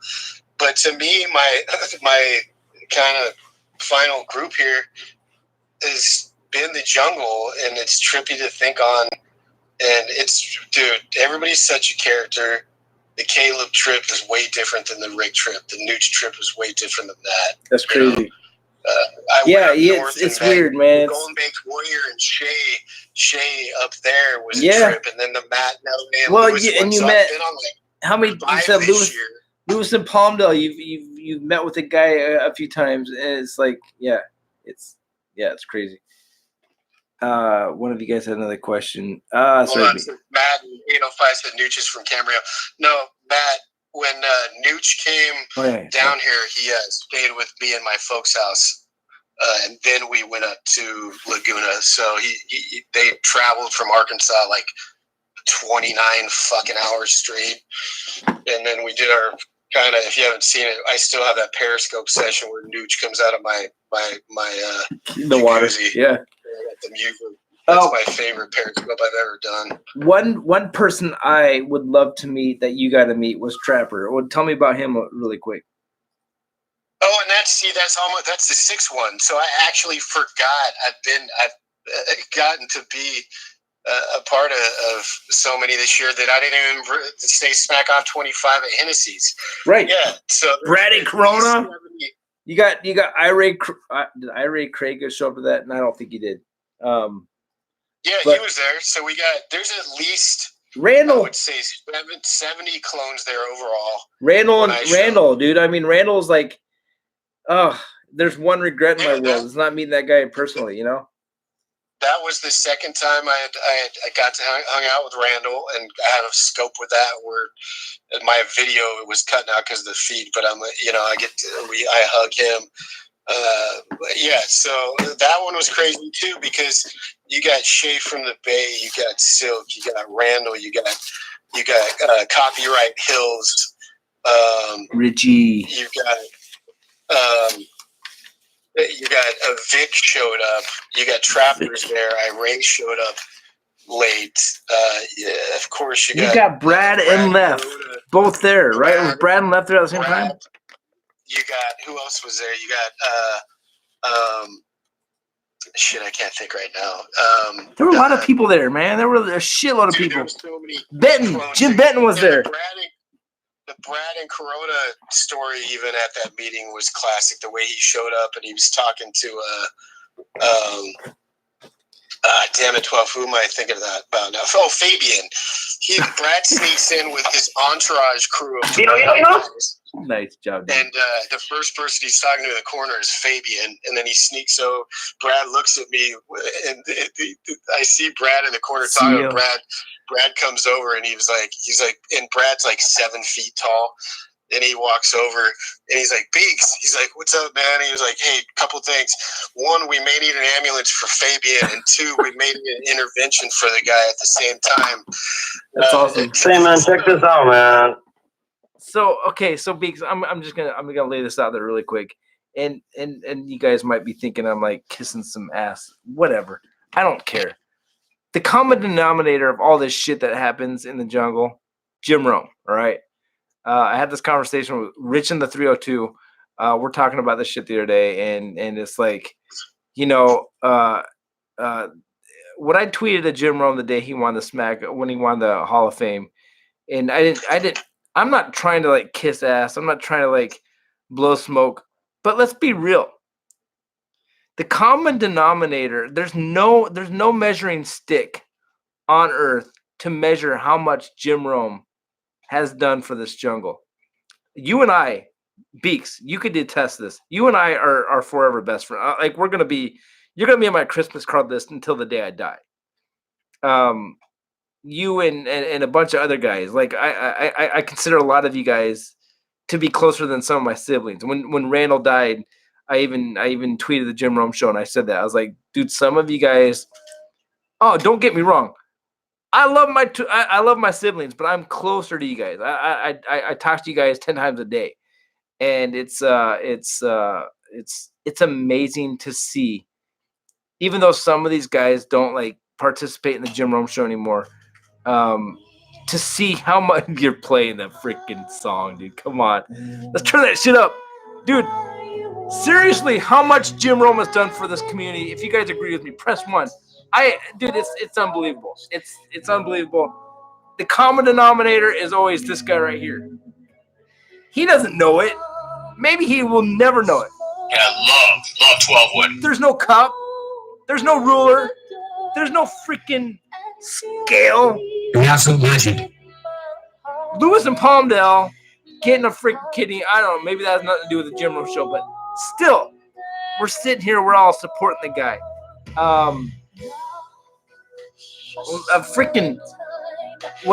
Brad and Corona is hanging out with Cruz Pedregon today, right? shit like this goes on every day in this community. Find me. Okay, let's just take this year's class of the Hall of Fame. Dr. Ruth, do you think she has a community like this? Even the most popular of them all. Do you think Ryan Seacrest has a community like this? I beg to differ. You know what I mean? Beaks? Yes, I'm still here, buddy. All right. We're just letting you do your thing. I thought you were with me. I'm sitting here being all Jeff in San Antonio. I need help, dude. Come on, dude. But seriously, I'm dead serious, man. It's cool to see this. It's impressive to me. It really is. Jeff, I'll tell you one thing. Was it Caleb that said it? I'm trying to think because I want to give the right credit. Because I was like, no, Jeff will take criticism. Who was it? It might have been Caleb. If it wasn't you, let me know. But it was somebody, one of us that was at the Caleb get together, and said, you know what, Jeff needs to maybe space out when he talks compared to his guest, because you Jeff, we love you. You love to yap. And I was like, Jeff ain't gonna get hurt feelings, and I'm like, he's gonna get hurt. No, he's not. No, Jeff will take constructive criticism for his show, but Jeff loves to yap. It's all good. That's why I let you rant on right there, just to prove a point. You took a nap. You're walking the dog. You come back. You're like, wait, is he still talking? Okay, I'll be right back. I gotta go get the mail.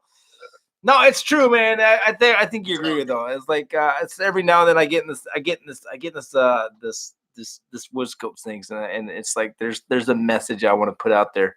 Like today, for instance, it's like I see too many people in this JTP who like are just. How many times did I mention today? They're minions, man. That no one like. I would say Beaks. I would say in the percentage of the people in the JTP, Mike and Indy, I love you because you're not one of them. Are minions. They are not themselves. They cannot. They would rather. I don't know how to say this. They would rather take grief for being someone's minion than to take grief for staying up for what they believe in. Does that make sense? I just don't. The way I look at the JTP and Twitter now, you guys, when I tweet during the show, and it's at the show, and I don't really go. Oh, the puppy wants in. Hold on, here we go. See how this ends up. It's okay. Anyways, so Pup and G-Rap? I tend to tweet. Pup isn't here. Oh, and shout out to Pup for if you guys haven't heard his Beaks treats. Fucking I gotta hear that. He's another one, dude. He's no one's minion. Yeah. He's not a minion, dude. He's Pup is Pup. Pup is not Pup because he wants to impress freaking this guy over here who's like recognized in the JTP. No, fuck that shit. And he's another guy I've got to know on Polo. That Pup is from a way different beat than I am in terms of where he lives, where he's grown up. But he's a unique guy. And anyways, but even like you said, like the minion thing, I try to just tweet the show, and I don't try. I don't know. I'm not into noticing that, but I will say in terms of like you said earlier, like Lef has minions. Well, if you notice on Polo with Lef, there's a group where we have Lef on Marco Polo, and none of us give a fuck that it's Lef. We like Lef, and he's a smack-off champion and his personality, but nobody acts different. No, we're like, tell Lef to go fuck himself on his opinion. Like, right. We just don't do that. Right. So, right. I'll tell you this. I think what you're saying is probably true, and maybe some people, it's nothing against them. It's Twitter. You get maybe, I don't know. But I would say, just be yourself, man. Don't who gives a shit? Like, be yourselves, you freaking pansies. Like, seriously, it's, I'll tell you this. I can name names, but I won't. But there's people out here who I really got along with really well, but because someone they wanted to impress doesn't like me, they decided they weren't going to like me very well. Dude, it's weak. It's pussy, okay? Be yourself. Fucking A, dude. Seriously, it's stop being minions. Can you throw a minion little like, dude, seriously, some of you guys are minions, dude. Be yourself. I see like a good portion of you guys in here And dude, Pool Dog, I love you, man. You're not a minion, man. Lewis and Palmdale, Beaks and Studio, Geo, Schaefer in the Bay, K-Wood. I don't know half of you guys out there, but like the bubbles I see out there, you guys are not minions. I don't know about some of you others, but some of you guys will be super cool with me, and then a week later you're not cool with me, and I figure out it's because you're trying to impress some smack off collar. Dude, fuck you. You're the puss. You're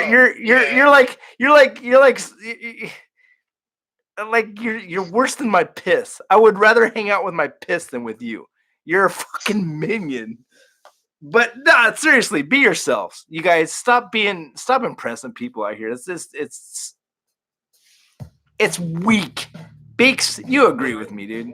I think, this day in social media too. I mean, dude, we're about to say, hey, it's the 20s. How weird is that? But yeah, social media has evolved in a way where, like, in terms of, like, you're saying minions, you mentioned Mike and Indy. Dude, there's been tweets I had sent about Mike and Indy actually addressing Mike and Indy where I was like, fuck, I just don't agree with you or what you said. That's all right. And I like Mike. But dude, you're not out there saying you're not out there waiting for Left and Laguna to attack him, and then you attack him too. Yeah. You know what I mean? No, freaking this. Okay, I'm sorry for keeping using Left, but Left is having a fight with Brandon Corona. I'm gonna fight with Brandon Corona too. You're a minion. You're a douchebag. No one likes you. No one pays attention to your shit. If you notice this, minions, the guy that you follow might have 17 likes for attacking Mike and Indy. You have 0. No one cares about you. You're a waste of space. You're a waste of text. You're a waste of everything in Twitter. It's true. It's stop being a minion. Be yourself. Be yourself. It's weak. I could call out names if you guys want me to call out names. I'll call out names. But like the one thing about this part of our conversation is you're definitely going to get way more shit on Twitter than I am. Oh, I always do, dude. I love it. I love getting shit because you know what? My theory in life is if you don't get shit, you're not doing something right. Freaking, you guys, Jim Rome had Gary V on the Jim Rome show. He says I just saw him the other day on Twitter or freaking YouTube or Instagram. I don't remember where I saw him. He says, if you don't have people attacking you, you're doing something wrong. Hallelujah, dude. I got people attacking me from this side and that side. I'm myself. I don't say my shit to impress Beaks. I don't say my shit to impress K-Wood. I love K-Wood. K-Wood is the greatest. Dude, seriously, K-Wood is a freaking bomb, dude. We definitely know Wells doesn't say anything on Twitter or Marco Polo to impress anybody with his taste. Wells is another one. Wells doesn't give a shit. Wells is Wells, dude. I love Wells. He takes shit from all different sides. Fuck. And I can't wait for him to be the host next weekend. I love it. He did such a good job the first time, and then some of us really got to know him after that. Wells is just a fucking. You can give Wells so much shit, and he just rolls off his shoulder. I will say this: like Wells is a genuine dude.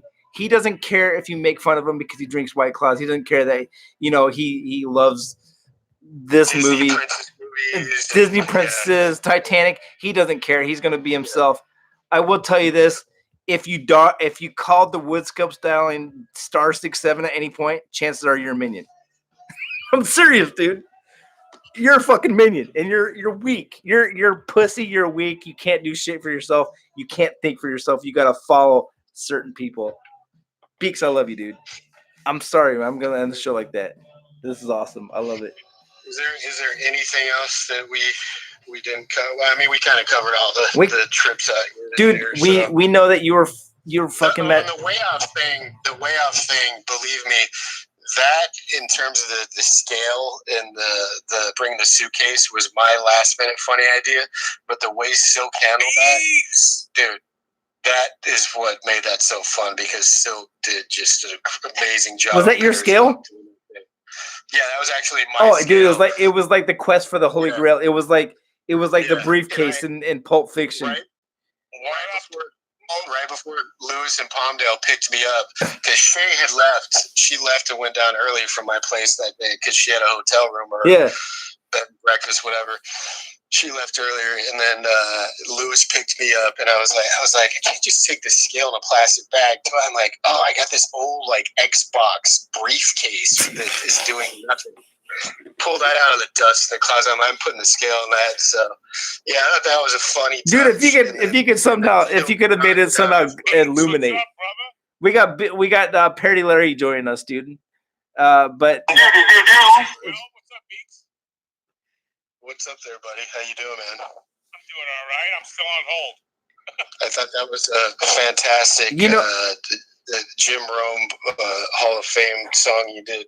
Dude, that was awesome. I wonder if he even heard it because he wouldn't let me on with it on Thursday. Yeah, I'm pretty sure he heard it. So. Yeah, I'm sure he did. But DA liked it. He actually said surprisingly good. I'm shocked. I liked it. It was good. It was really good. Beaks, you know what I like about Perry Larry? I got one for you tonight that I was on hold 3 days for, and you're gonna like it. You're gonna sing it? Yeah, absolutely. I didn't get it on Rome. I'm going to sing it for you guys right now. That's what the WOODSCOPES is for. What doesn't get on Rome gets on the WOODSCOPES. So, I never got on. Josh got on, and my advice to Josh in Detroit is, I love the guy, but you should listen to Romo. Get good or get out. Or get done, I think it is. Anyway, how you guys doing? All right? Everyone good? Dude, I'm doing fantastic. You know what I love about Perry Larry? He's not a minion. All right, go ahead. No. Hey, no, my son did not help me write the song, but I watched his high school football team kick some ass tonight in the playoffs. But who gives a shit about that? So, you want me to sing my thing for you, Wood? Yeah. Beaks, you ready? Go ahead there, Chief. So this one is I was going to give Rum some props and tell him that he was very gracious in his speech, and thanking everybody who helped him get to the top. And I said, but this one's dedicated to the guy who emptied his wallet to help the clones out and scoping. And you know who that is, right? Emptied his wallet out and scoping. John. The Hall of Fame. John, New York. You got it. Good call. So, with a little help from my man, old Blue Eyes Frank Sinatra, this one's for you, Johnny. He showed us the views from Romy's big day. Cue that song. Clones got to be a part of it. War John in New York. He hung out with the crew. Even Kyle and Jay Stu. John got to meet Jim's family back in New York. Hawk woke up wasted with the pigeons out in the street and found that someone had shaved the porn stash from under his beak. It's great that he would share Rome's Hall of Fame affair. Big props to you, John, in New York. Dude. Yes. Dude. Good job, Larry. I gotta say this about John in New York. John in New York is he's a genuine dude. I had conversations with him in DMs and shit. The dude he's got a heart the size of a freaking Big Apple, dude. He loves. That guy spent a lot of money on those tickets, man. I think yeah, $400 $400 a piece, unless you get a table, which is $650. I think he might. He was in the back though. He was in the nosebleed section, but he got it in. He got it in. Which is cool because they didn't have. I think they had something like 8 tables, which. If you paid your $400 per seat, you're not getting bad seats because it wasn't a big arena. Oh yeah, did you see that outfit he wore though? He looked like something out of a Halloween 3. He wore tux, bro, with a hat. I don't know what he was wearing there. I think he went to Goodwill and picked that stuff up. I want to be a part of it. John in New York is one of my top favorite clones right now. I love the dude. He's Hey, Wood. Yeah, what up? I was gonna say to Romy at the end of my call, if I got that far. Actually, Albie wasn't there, so I probably would have. I was going to tell him what a great picture he took with his family there, him, his wife, and his 2 boys. I was going to say it looked like a Rome salad, a good-looking tomato, and 3 heads of shredded lettuce.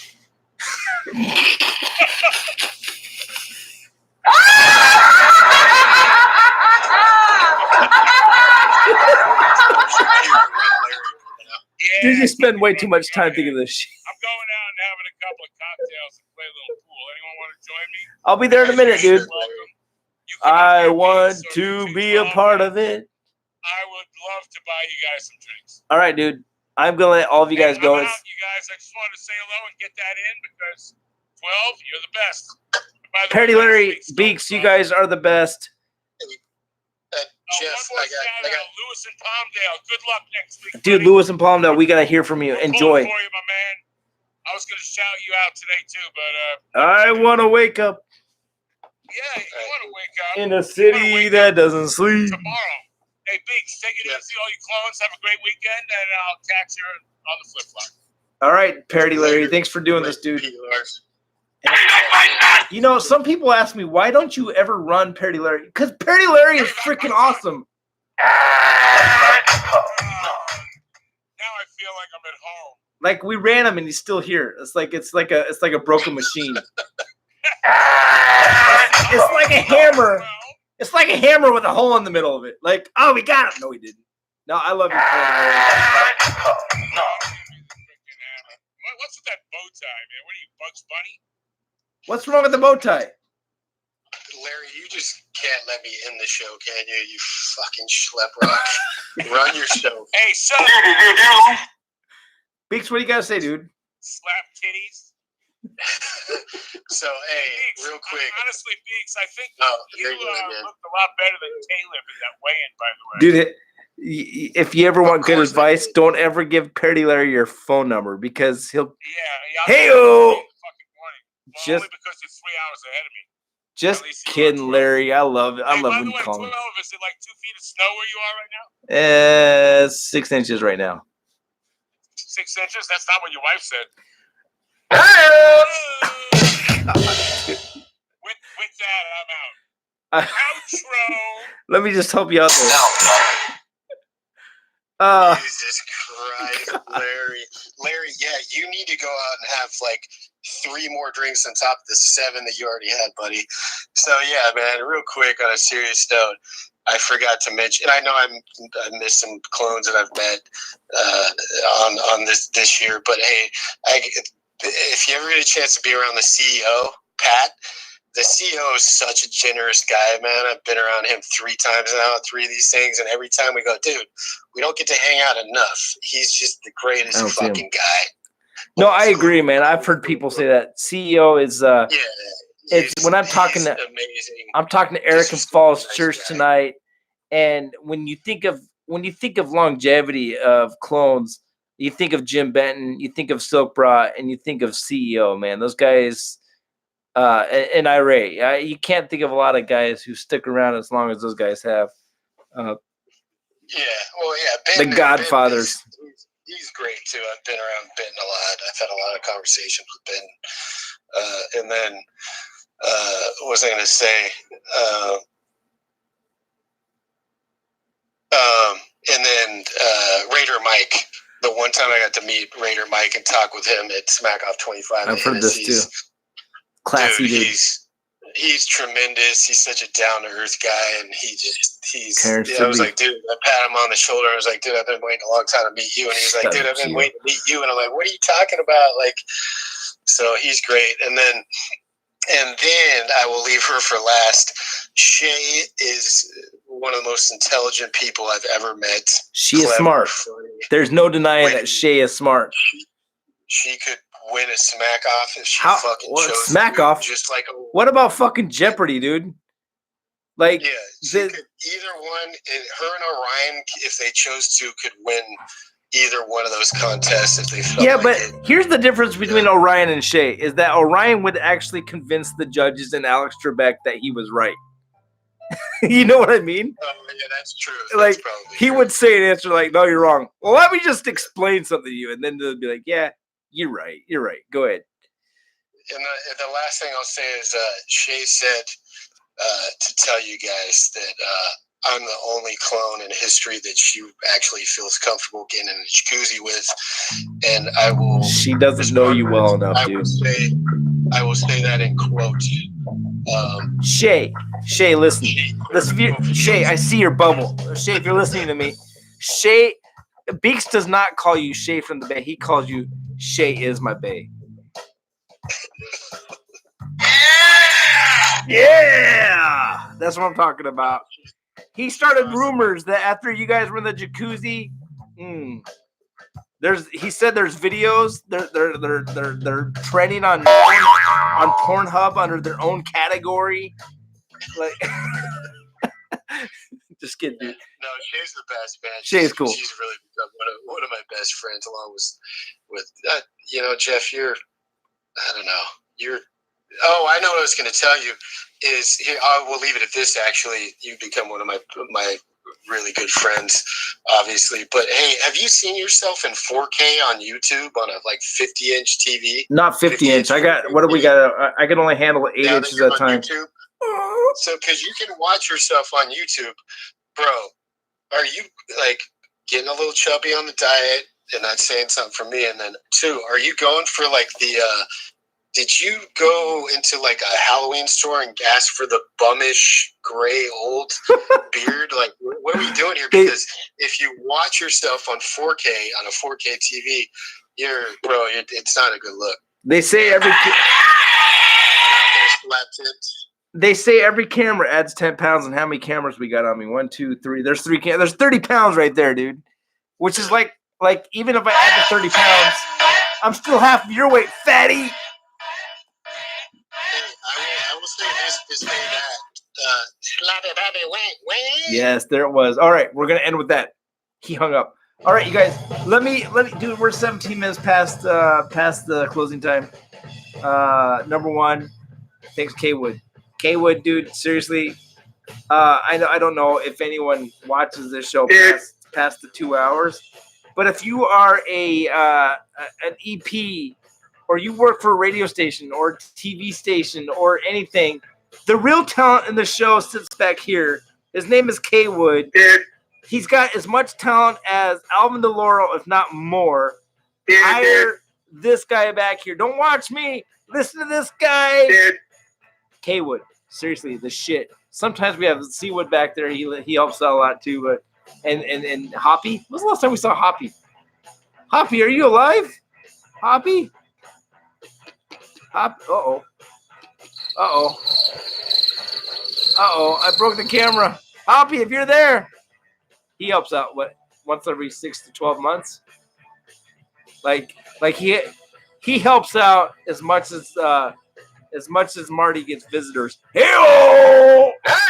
Oh, I did do that. Okay, I love you guys. Sorry for being all about the minions tonight, but seriously, stop being minions. Okay, you guys. I see a few of you out there. I could put my finger on you and say you're a minion. Don't be a minion. Be yourself. Be strong. If there's something out there you like, but you can't touch the heart because you're afraid someone else is gonna judge you for that, you're a minion. I'll end with that. I love you guys. God bless all of you guys. I can't wait for 2 weeks from now. Next week, me and K-Wood, we're gonna go rob the casino. Wells is gonna host the show. Very well then, 2 million. The week after that, we got what's his name? I think his name is Brad. He's got five something. The BIC. We got Joy is going to be coming on, and I don't know if she's going to come at the same time as Lewis, and then Wells in the 30 something 360 whatever it is. I love you guys. Have a great night. This show's, seriously, you guys, this shit's not possible without you guys. I love you guys. Have a great weekend. Peace out. God bless. Bye-bye. Now get the hell out of here! All right, you two. You're the last one here. Goodbye. Now get the hell out of here! End stream. Boom. Oh, shit.